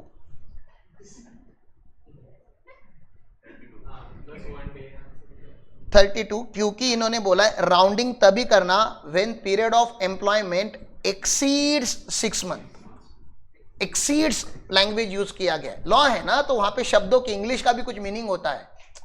अगर उन्होंने 6 मंथ और मोर बोला होता तो आपका आंसर राइट था 33, या मैथ्स अगर आप यूज करते एग्जैक्ट 0.5 इज 1, राउंडिंग ऑफ करते हैं तो एग्जैक्ट 0.5 इज इक्वल टू 1, लेकिन यहाँ पे exact 0.5 is equal to not 1, ठीक है ना, यहाँ पे बोलता है एक्सीड होना, 6 महीने 1 दिन भी अगर आप ऐड कर दोगे अभी तो एक्सीड हो गया, अब राउंडिंग ऑफ हायर साइड पे होगा, डॉट 6 मंथ तक राउंडिंग ऑफ नहीं होगा, क्योंकि लैंग्वेज क्या यूज किया गया है, एक्सीड्स 6 मंथ। बेनिफिशियल है कि नहीं है, लेकिन आप टेंशन मत लो, लिख के सब दिया हुआ है, मैं आपको खाली पढ़ाना चाहता हूं। यहाँ पे क्या है, यहाँ पे मुझे लास्ट नंबर ऐड करने दो, यहाँ पे मैं क्या ऐड करूं, राउंडेड ईयर्स ऑफ सर्विस या number of years of service, clear है, पोगा इज मोर बेनिफिशियल। फाइनली मैं आपको पूछना चाहता हूं भैया, फाइनली लास्ट टाइम ग्रेच्युटी पढ़ रहे हम, ग्रेच्युटी 2 तरीके से दी जाती है, during employment and at a time of retirement. During employment देंगे तो फुल्ली टैक्सेबल, फुल्ली टैक्सेबल, सारे एम्प्लॉय को फुल्ली टैक्सेबल, कोई कंडीशन नहीं है। रिटायरमेंट पे देंगे तो ही कौन सा सेक्शन अप्लाई होता है, सेक्शन 10, और सेक्शन 10 बोला तो क्या दे रहे हैं हम, एग्जम्पशन दे रहे हैं, 10 लिखा तो एग्जम्पशन बोलने की जरूरत नहीं है, अभी आपको सेक्शन का लॉजिक समझ में आ रहा है। इसमें कितने सेक्शन है हमारे, 3 सेक्शन है, एक सेक्शन का नाम क्या है 10-10-1, दूसरे सेक्शन का 10-10-2, तीसरा 10-10-3। 10-10-1 में कौन है, गवर्नमेंट एम्प्लॉय, कितना टैक्सेबल कितना एग्जम्प्ट, फुल्ली एग्जम्प्ट, मतलब कितना भी देने दो। 10-10-1 में कौन सा एम्प्लॉय है, पोगा एम्प्लॉय, पोगा एम्प्लॉय का एग्जम्पशन बताओ फटाफट। पहला नंबर 15/26 इंटू लास्ट सैलरी, ठीक है ना, पर मंथ बोलो या वो भी है, सैलरी का मीनिंग बेसिक प्लस डीए, समझ में आ रहा है, into rounded years of service, या दूसरा नंबर एक्चुअल ग्रेच्युटी रिसीव्ड, तीसरा number 20 lakh which ever is lower, यहां तक क्लियर है।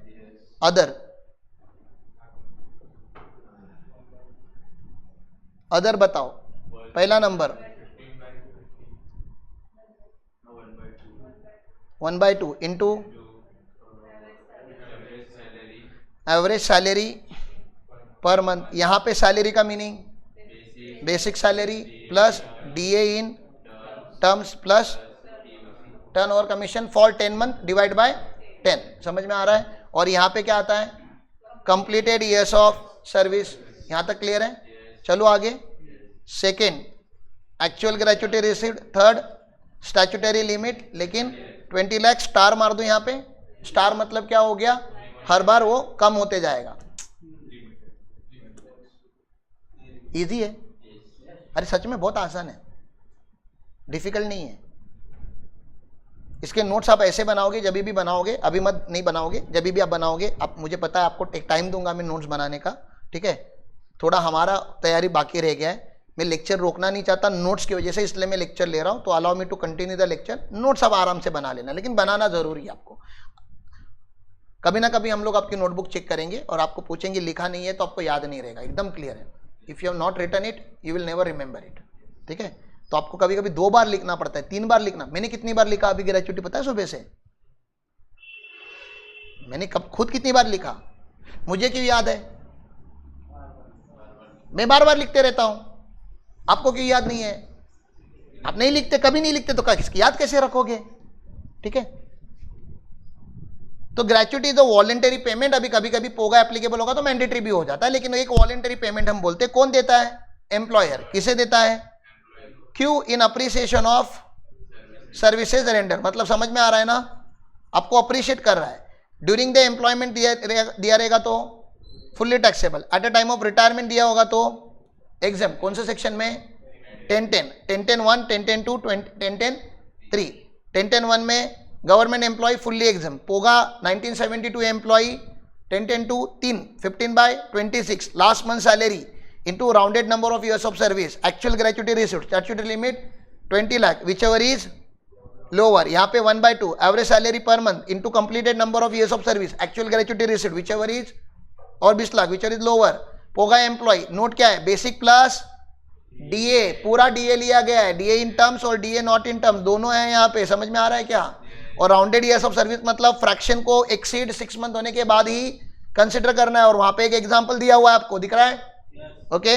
नेक्स्ट, अदर एम्प्लॉय को हमने क्या बोला? Salary is equal to basic salary plus DA in terms in plus turnover commission. कितने महीने का? 10 मंथ का, ठीक है ना। वो 10 month presiding the month of retirement, मतलब जिस महीने जो महीना छोड़ा है वो छोड़ के, presiding the month of retirement मतलब अरे जो महीने में आपने छोड़ा, 12 तारीख को शायद छोड़ा होगा तो 12 दिन का पगार कम होगा ना, तो उन्होंने बोला वो इग्नोर करो, वो महीना छोड़ के पिछले 10 महीने। कौन से 10 महीने वो भी तो बताने पड़ेंगे ना। मंथ ऑफ रिटायर, जनवरी में रिटायर हो रहे हो तो जनवरी में स्टार्टिंग में भी रिटायरमेंट हो सकते हो, बीच में भी और एंड में भी। बोला जनवरी छोड़ दो, उसके पहले वाले 10 महीने। यहां तक क्लियर हो गया? चलो आगे। तो वहां पे लिखा दिख रहा है आपको, excluding the month of retirement. वो preceding the month of retirement को एक्सप्लेन किया जा रहा है कि जो जिस महीने को रिटायर हुए वो महीना छोड़ के पिछले 10 महीने, ओके। फिर यहां पे लिखा है दिख रहा है आपको, where gratuity is received from earlier, क्या लिखा है यहाँ पे? Gratuity received in any earlier year. ये वाईआर ऊपर जो उड़ रहा है ना 2 कौवे, वो क्या है? अर्लियर ईयर, वो रह गया था उधर टाइपिंग में। फ्रॉम द फॉर्मर एम्प्लॉयर, पहले किसी एम्प्लॉयर से अगर आपको ग्रेचुटी मिली होगी, and again received from another employer in the later year, the limit of 20 lakh will be reduced by the gratuity exempted earlier. मतलब लाइफ टाइम लिमिट लिख सकता हूं मैं यहाँ पे, ये लाइफ टाइम लिमिट है रे। 20 लाख हमेशा कम होते जाएगा बैलेंस, आपको उतने ही कॉइन मिले हैं, जितनी ग्रेचुटी लेते जाओगे उतना एग्जम्प्ट होते जाएगा, ओके। सर टैक्सेबल ग्रेचुटी कैसे आएगी? कभी कभी एमसीक्यू में क्या पूछा जाता है? टैक्सेबल ग्रेचुटी, और हम टिक मार कर आते हैं एग्जम्प्ट ग्रेचुटी के ऊपर। भैया अगर आपको टैक्सेबल ग्रेचुटी पूछी रहेगी तो एक मेहनत और करनी पड़ेगी कि ग्रेचुटी मिली कितनी और ग्रेचुटी एग्जम्प्ट कितनी हुई, और जो बच गई वो क्या होगी? टैक्स बैलेंसिंग फिगर है ना वो, तो अलर्ट इनिशियली लिखा हुआ है। यहां तक क्लियर है? तो ऐसे नोट्स बना लोगे आप आराम से, बहुत अच्छे से बनाए गए नोट्स, ठीक है ना। चलो पक्का आगे चलो। मुझे हमेशा क्या लगता है कि आपको मैं बड़बड़ करके पढ़ाता हूं, मुझे नहीं समझता कि आपको समझा है कि नहीं समझा है। मुझे तभी समझेगा जब आप मुझे क्या सॉल्व करके दोगे, बताओ ना मुझे, आप क्या सॉल्व करके दोगे? क्वेश्चन सॉल्व करके दोगे ना मुझे, दोगे कि नहीं?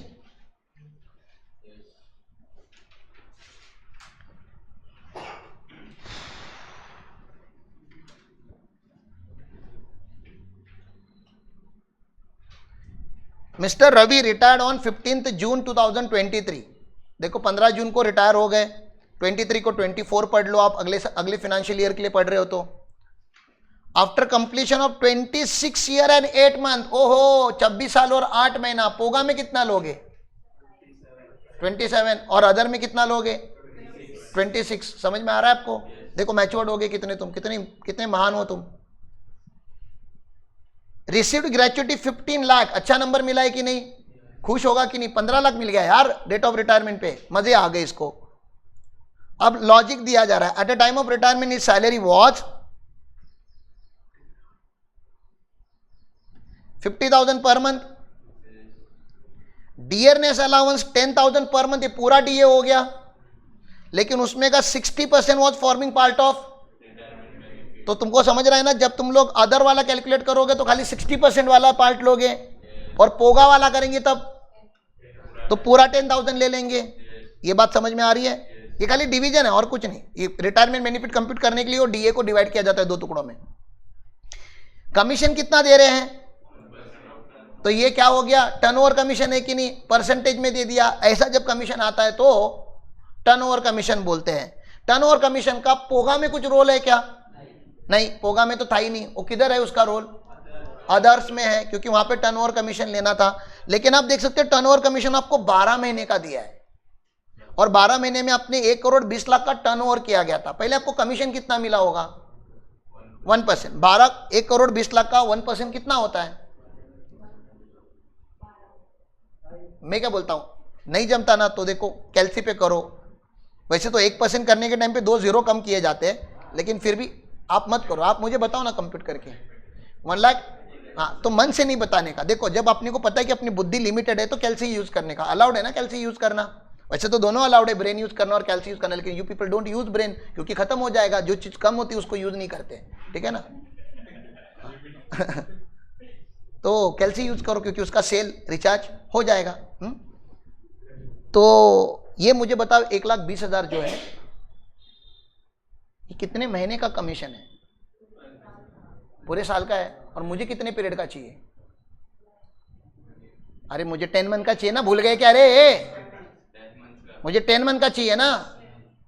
तो जो चीज 12 महीने की है उसको मैं 10 महीने की कैसे बना सकता हूं? इंटू 10 करूं कि डिवाइड 10 करूं?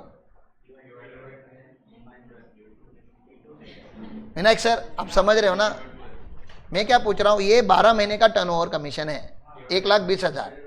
मैं पूछ रहा हूं जो चीज 12 महीने की है मुझे वो 10 महीने की बनानी है।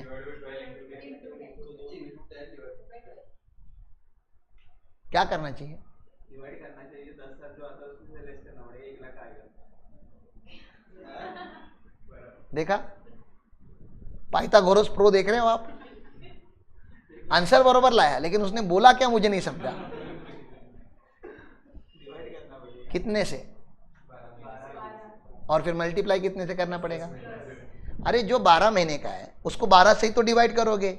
जब 12 को 12 से डिवाइड कर लोगे तो 1 महीने का आ गया। अब कितने महीने का चाहिए?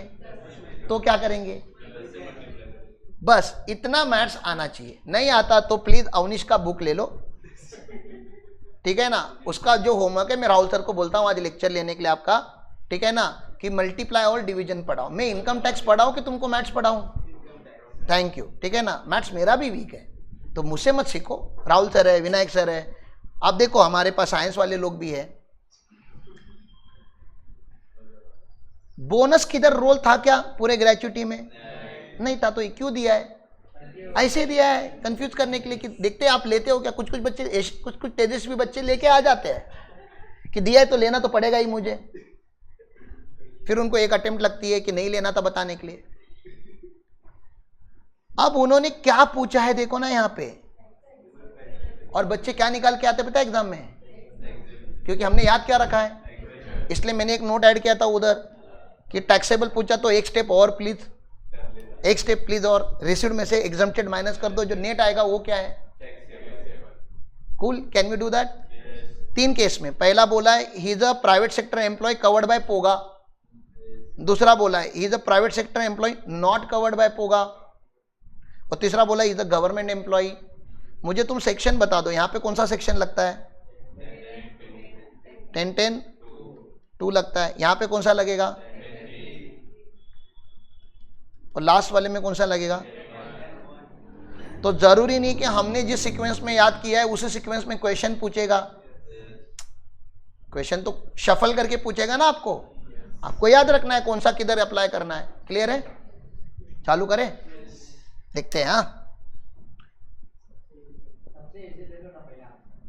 क्या आंसर कंप्यूट करना है? देखो आंसर तुम निकाल लोगे, आप तेजस्वी बच्चे हो, आपको निकालना है आंसर पहले।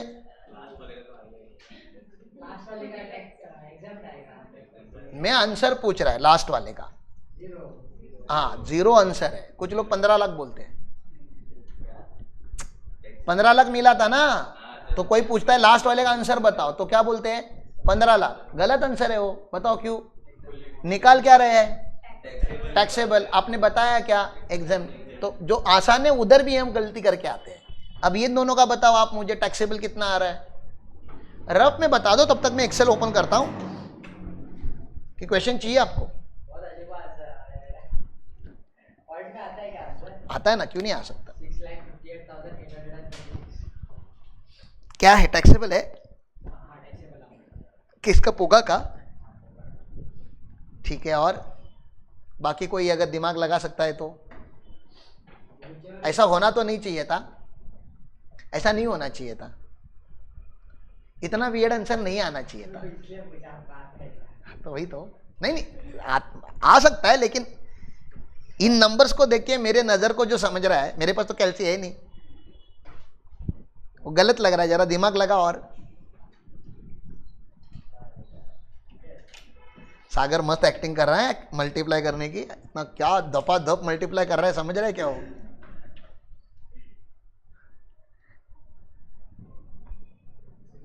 तूने मीटिंग रखा आज बिजनेस फ्लोर का, रामेश्वर ने मैसेज डाल दिया है, I am not feeling well in advance.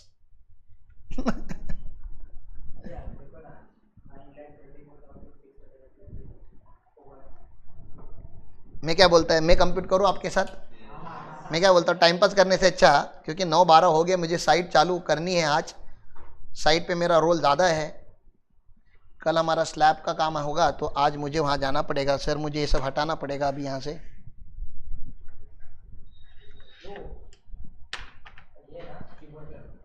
क्या? नहीं, रहने दो, नहीं, कोई टेंशन नहीं, इतनी जगह मैं एडजस्ट कर लूँगा। चालू करें? तो चलो चालू करते हैं। असेसी चालू हमेशा कैसे करने का? असेसी। असेसी का नाम क्या है? मिस्टर रवि। लीगल स्टेटस ये चालू नहीं कर रहे हो तुम लोग। मैं देख रहा हूं कुछ बच्चे लिखना नहीं चालू कर रहे। अभी आंखें बंद, नाक बंद, कान बंद, लिखना चालू।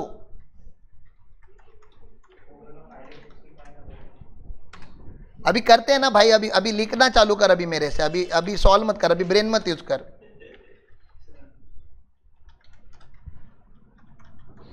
Residential status. अभी आईटीआर भरने के टाइम पे अगर ग्रेचुइटी वाला क्लाइंट आएगा तो बताओ कौन सॉल्व करेगा पहले ऑफिस में? सागर। बहुत सही जवाब आपका, सही जवाब। आपको इसमें मिले 100 आउट ऑफ 100, क्योंकि सागर को पूरा ग्रेचुइटी समझ रहा है ना सागर।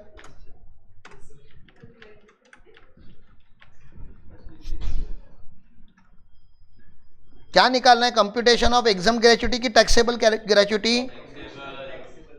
हाँ, तो वो लिखना जरूरी है। टैक्सेबल ग्रेचुइटी निकाल रहे हैं हम।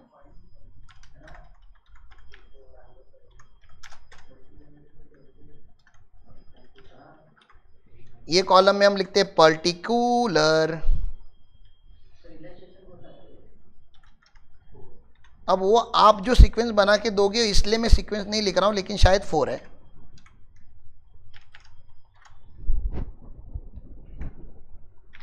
पर्टिकुलर के पहले आप वो भी ऐड कर सकते थे वैसे तो, या अंदर भी टेबल में आप ऐड करना चाहते हो तो टेबल में भी ऐड कर सकते हो, लेकिन बाहर करेंगे वही अच्छा है। पार्ट है ना अलग अलग, टेबल में भी आप लिख सकते हो। Part A, Chhotu part A में क्या पढ़ना था हमें? पोगा एम्प्लॉय ना।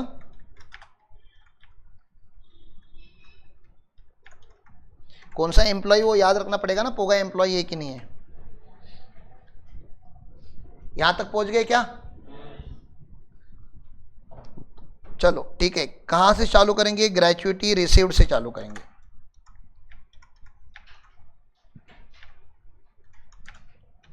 कितनी मिली थी याद है क्या?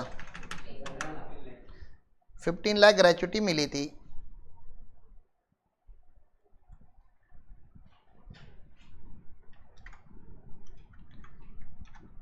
लेस करेंगे हम क्या?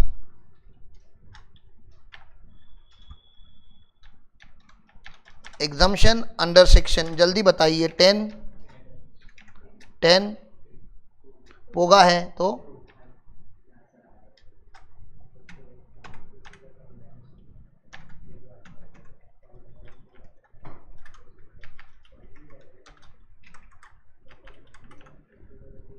Exemption under section 10(10)(2). अभी बात नहीं करेंगे, बोई ने बोला ना लिखेंगे पहले। पहला नंबर बताइए आप।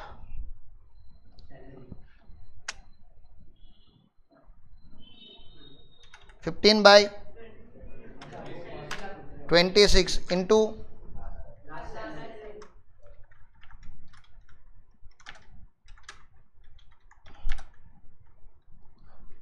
लास्ट सैलरी इंटू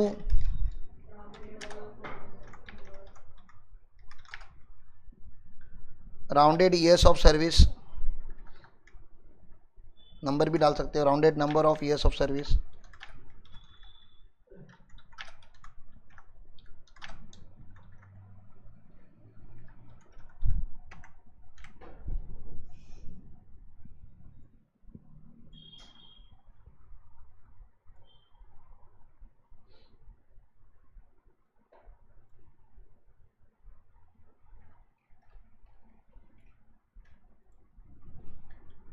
ठीक है, मैथ्स कंप्यूट करना चालू कर देते हैं। 15/26 ही रहेगा। लास्ट सैलरी कितना लूं?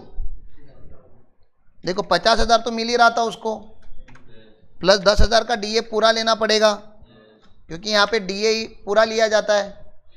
और 26 साल 8 मंथ या 7 मंथ इन्होंने काम किया था ना।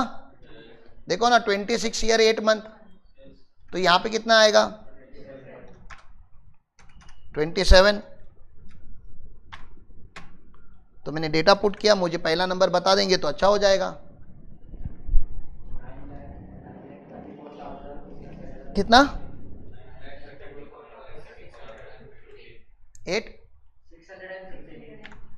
650 आ रहा है, ये 934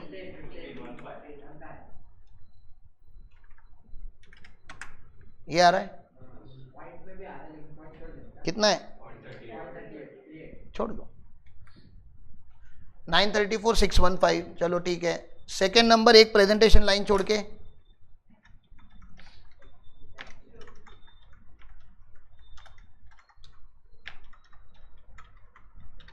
एक्चुअल ग्रेच्युटी रिसीव्ड प्लीज। कितना होता है एक्चुअल ग्रेच्युटी? रे बाबा, जितना मिला उतना ना। और तीसरा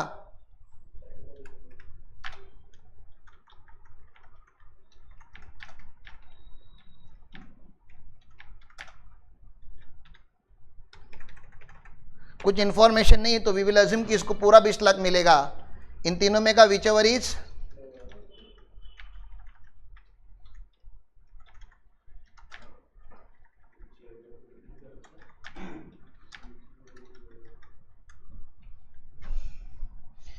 तो क्या आ रहा है इसमें का लोअर बार? तो मैं माइनस में लिख रहा हूं 9,34,615। तो इसके बाद जो आएगा वो क्या आएगा? टैक्सेबल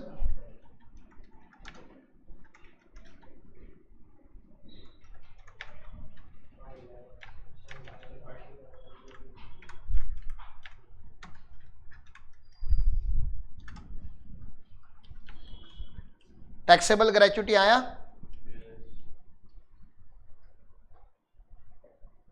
कौन पहुंचा था? नियर बाई पहुंच गया था, यहां पे पहुंच गया था, आ गया था ना।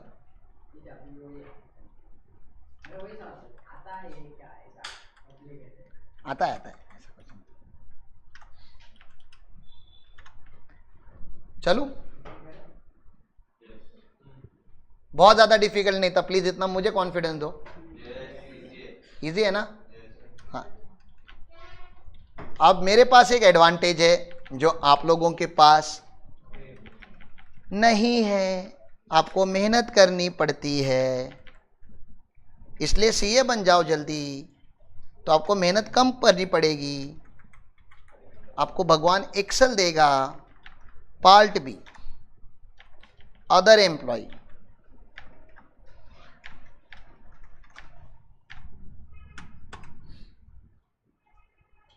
थैंक्स। कैसे आपको याद आया?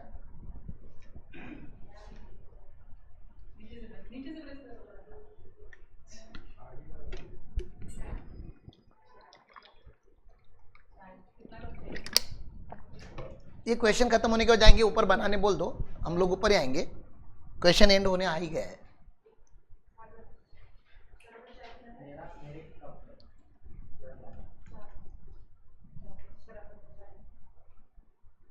साइट के लिए भी बनाने बोल दो। एक 8 से 10 कप बनाने बोल दो साइट के लिए, ठीक है ना? कम लगेगा मोस्टली आज, क्योंकि उतने लोग नहीं रहेंगे, लेकिन बनाने बोल दो। 6 कप तो मिनिमम लगेगा साइट पे। बाबा अदर एम्प्लॉय में ग्रेच्युटी रिसिप्ट तो ग्रेच्युटी रिसिप्ट ही रहेगा, ये लिखा आप लोगों ने। लेकिन ये पहला वाला नंबर मुझे चेंज करना पड़ेगा। सेक्शन चेंज होगा क्या? एग्जम्पशन का क्या आएगा बताइए? Section 10 clause 10 sub clause 10 sub clause 3 10 10 3 आएगा। Can you please help me with the number? पहला नंबर क्या लिखूं मैं? 1/2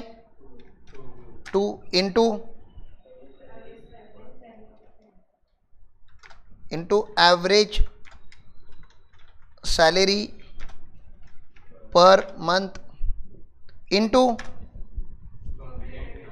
वेरी गुड, यहाँ पे फर्क आपको समझ में आ रहा है। कंप्लीटेड ऊपर राउंडेड था, यहाँ पे completed years of number of years of service आता है, ईयर्स ऑफ सर्विस। अब ये जो कैलकुलेशन है ना हम बाद में करेंगे, इधर मैं ब्रैकेट छोड़ के जा रहा हूँ, ठीक है ना? I have kept this bracket open. ये मैं 2 मिनट के बाद आके भरूंगा, क्योंकि मेरे पास क्या नहीं है पता है यहाँ पे। जैसे मैंने पोगा में किया वैसे मैं नहीं कर सकता यहाँ पे, क्योंकि मेरे पास एवरेज सैलरी नहीं है। That we will compute in working note, अंदर से क्रिटिकल वर्किंग नोट, वहीं पे गलती होती है, ठीक है? बाकी ये तो वही नंबर रहेगा। एक लाइन छोड़ के आप भी लिख के रखो, टेबल पूरा कंप्लीट कर देते हैं। एक्चुअल ग्रेच्युटी रिसीव्ड तो 15 लाख ही है, वो तो फैक्चुअल डेटा है, और यहाँ पे स्टैट्यूटरी में 20 लाख है, ठीक है? एग्जम्पशन निकाल लेंगे, बाद में देख लेंगे क्या आता है। चलो आगे।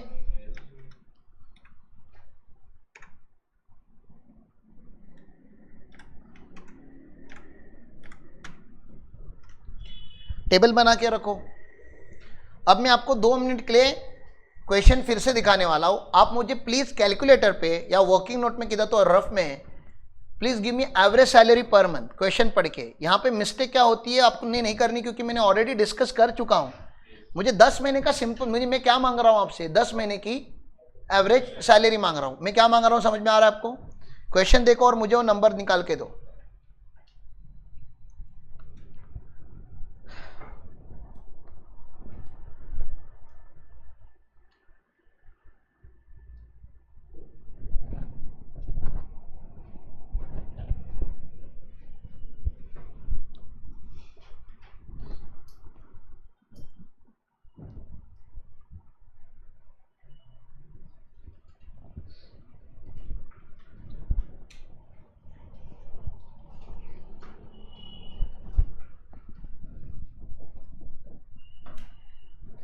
जल्दी करो, मेरे पास 6 मिनट ही बचे लेक्चर खत्म करने के लिए।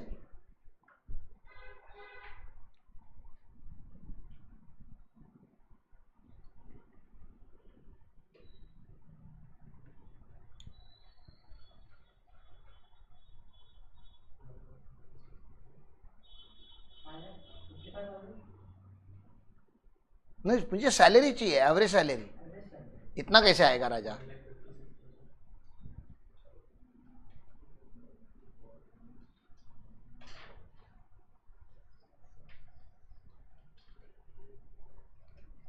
सागर मस्त एक्टिंग कर रहा है।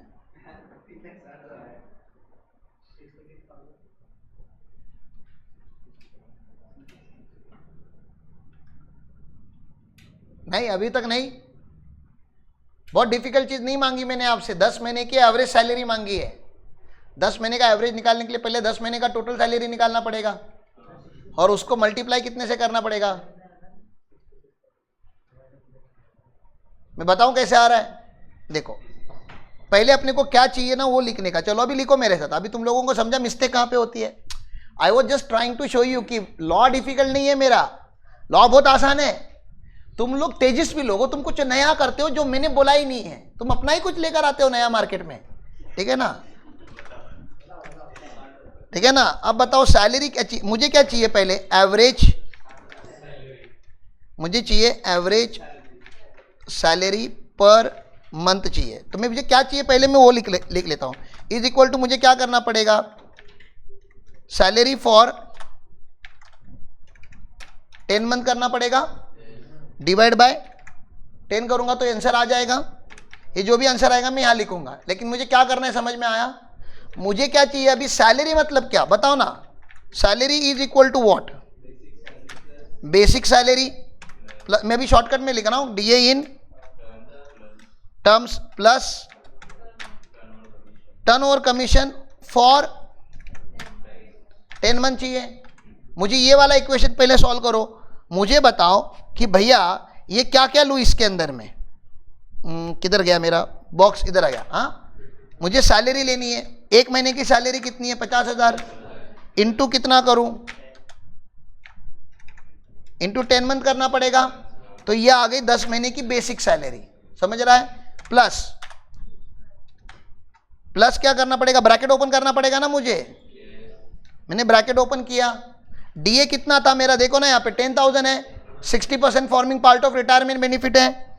तो मैंने 10,000 पहले ले लिया, 10,000 लिया इंटू 60% किया, 6,000 आया। कितने महीने का चाहिए, 10 महीने का चाहिए। तो ये कर दिया। अब मुझे क्या चाहिए, टर्नओवर कमीशन। पहला टर्नओवर कितना है मेरा 1 करोड़, 1 करोड़ 20 लाख मेरा टर्नओवर है। ये कितना लिखा मैंने, 1 करोड़ 20 लाख बरोबर है। 1 करोड़ 20 लाख इंटू कितना 1% करना था, इंटू 1% था। इंटू कितना करना था 10 और डिवाइड कितना करना था 12। क्योंकि ये जो 1 करोड़ 20 लाख है वो पूरे साल भर का है। ये लास्ट वाला फैक्टर समझा क्या, मैंने पहले ही पढ़ा दिया था। ये प्रोपोर्शनेट करना था हमें। तो ये सॉल्व करके बताओ ना ये नंबर क्या आ रहा है। नहीं ये वाला नंबर मुझे ये वाला चाहिए। सैलरी फॉर 10 मंथ चाहिए 6,60,000 आता है ये नंबर, ठीक है ना। अब एवरेज सैलरी कैसे आएगा, डिवाइड बाय 10 करना है मुझे। तो 6,60,000 डिवाइड बाय 10 करूंगा तो कितना आएगा, हाँ 66। अब आप ये ऊपर भी लिख सकते थे, ये नीचे भी लिख सकते हो। आप लोग यहाँ पे नहीं लिखना चाहते हो तो आप यहाँ पे भी लिख सकते थे, आपकी मर्जी। पहले सैलरी 10 मंथ का निकालो फिर एवरेज आउट करो। पहले एवरेज लिख के रखा है, बाद में उसको फिल इन द, वो आपके कंफर्ट के ऊपर है। 66,000 आ गया, ये लिखा आपने वर्किंग नोट में। अंडरस्टूड, क्या गलती किया बता। हाँ हाँ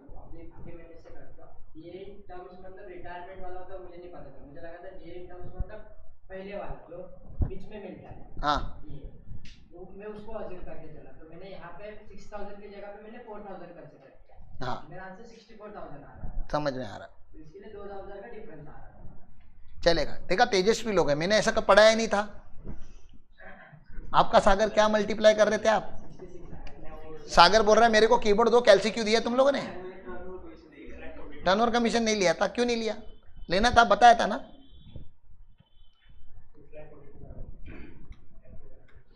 जाओ ये नोट कंप्लीट हो गया क्या पहले बताओ, तो ऊपर जाता हूं मैं लाइफ में, मुझे ऊपर जाने दो।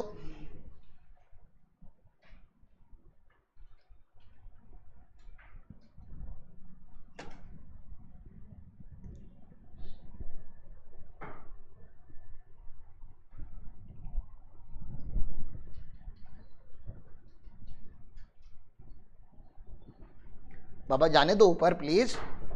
हो गया? नहीं नहीं, लिख लिख लिख भाई, लिखने का कंप्लीट करने का, ये का ऐसा नहीं करने का, फटाफट लिख, स्पीड बढ़ा। 4 मिनट एक्स्ट्रा लेंगे चलेगा, बाद में तू लिखेगा नहीं मुझे पता है।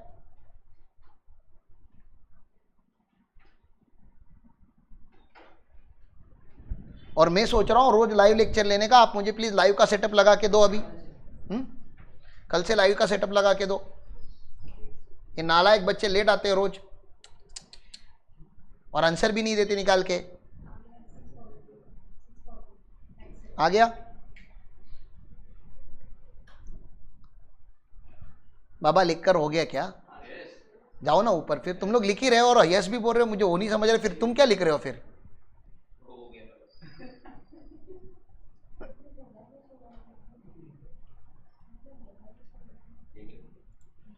हाँ भैया चलो यहाँ पे भरेंगे, नंबर भरेंगे, नंबर भरेंगे।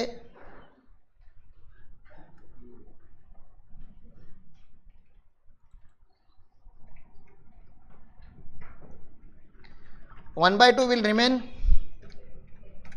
1/2 into average salary per month 66,000 आपने निकाली, into completed years of service 26 लेना है यहाँ पे। इसका जो भी आंसर आता है बता दो। 8 लाख 58,000, विच और इज लोअर में वही आएगा।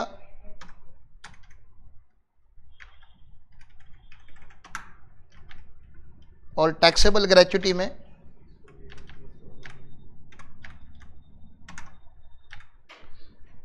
642 आएगा। क्या आपको ऐसा फीलिंग आ रहा है कि क्वेश्चन खत्म हो गया है? नहीं, पार्ट सी बाकी है, तो वेट क्यों कर रहे हो नालायक बच्चों? सॉल्व करो। मेरे जैसा आपका नसीब कहां।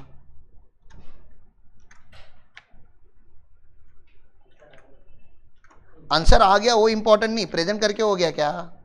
हाँ, जिंदगी में प्रेजेंटेशन करके भी कोई इंपॉर्टेंट चीज होती है कि नहीं? Part C government employ.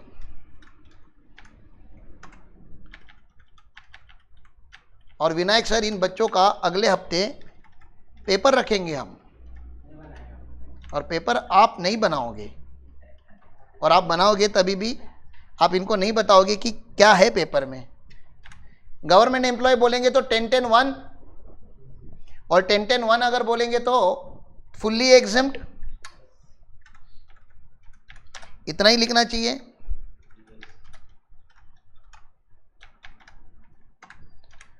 तो भैया 15 लाख मिले, और 15 लाख में से अगर 15 लाख एग्जेम्प्ट हो गए तो टैक्सेबल कितना आएगा?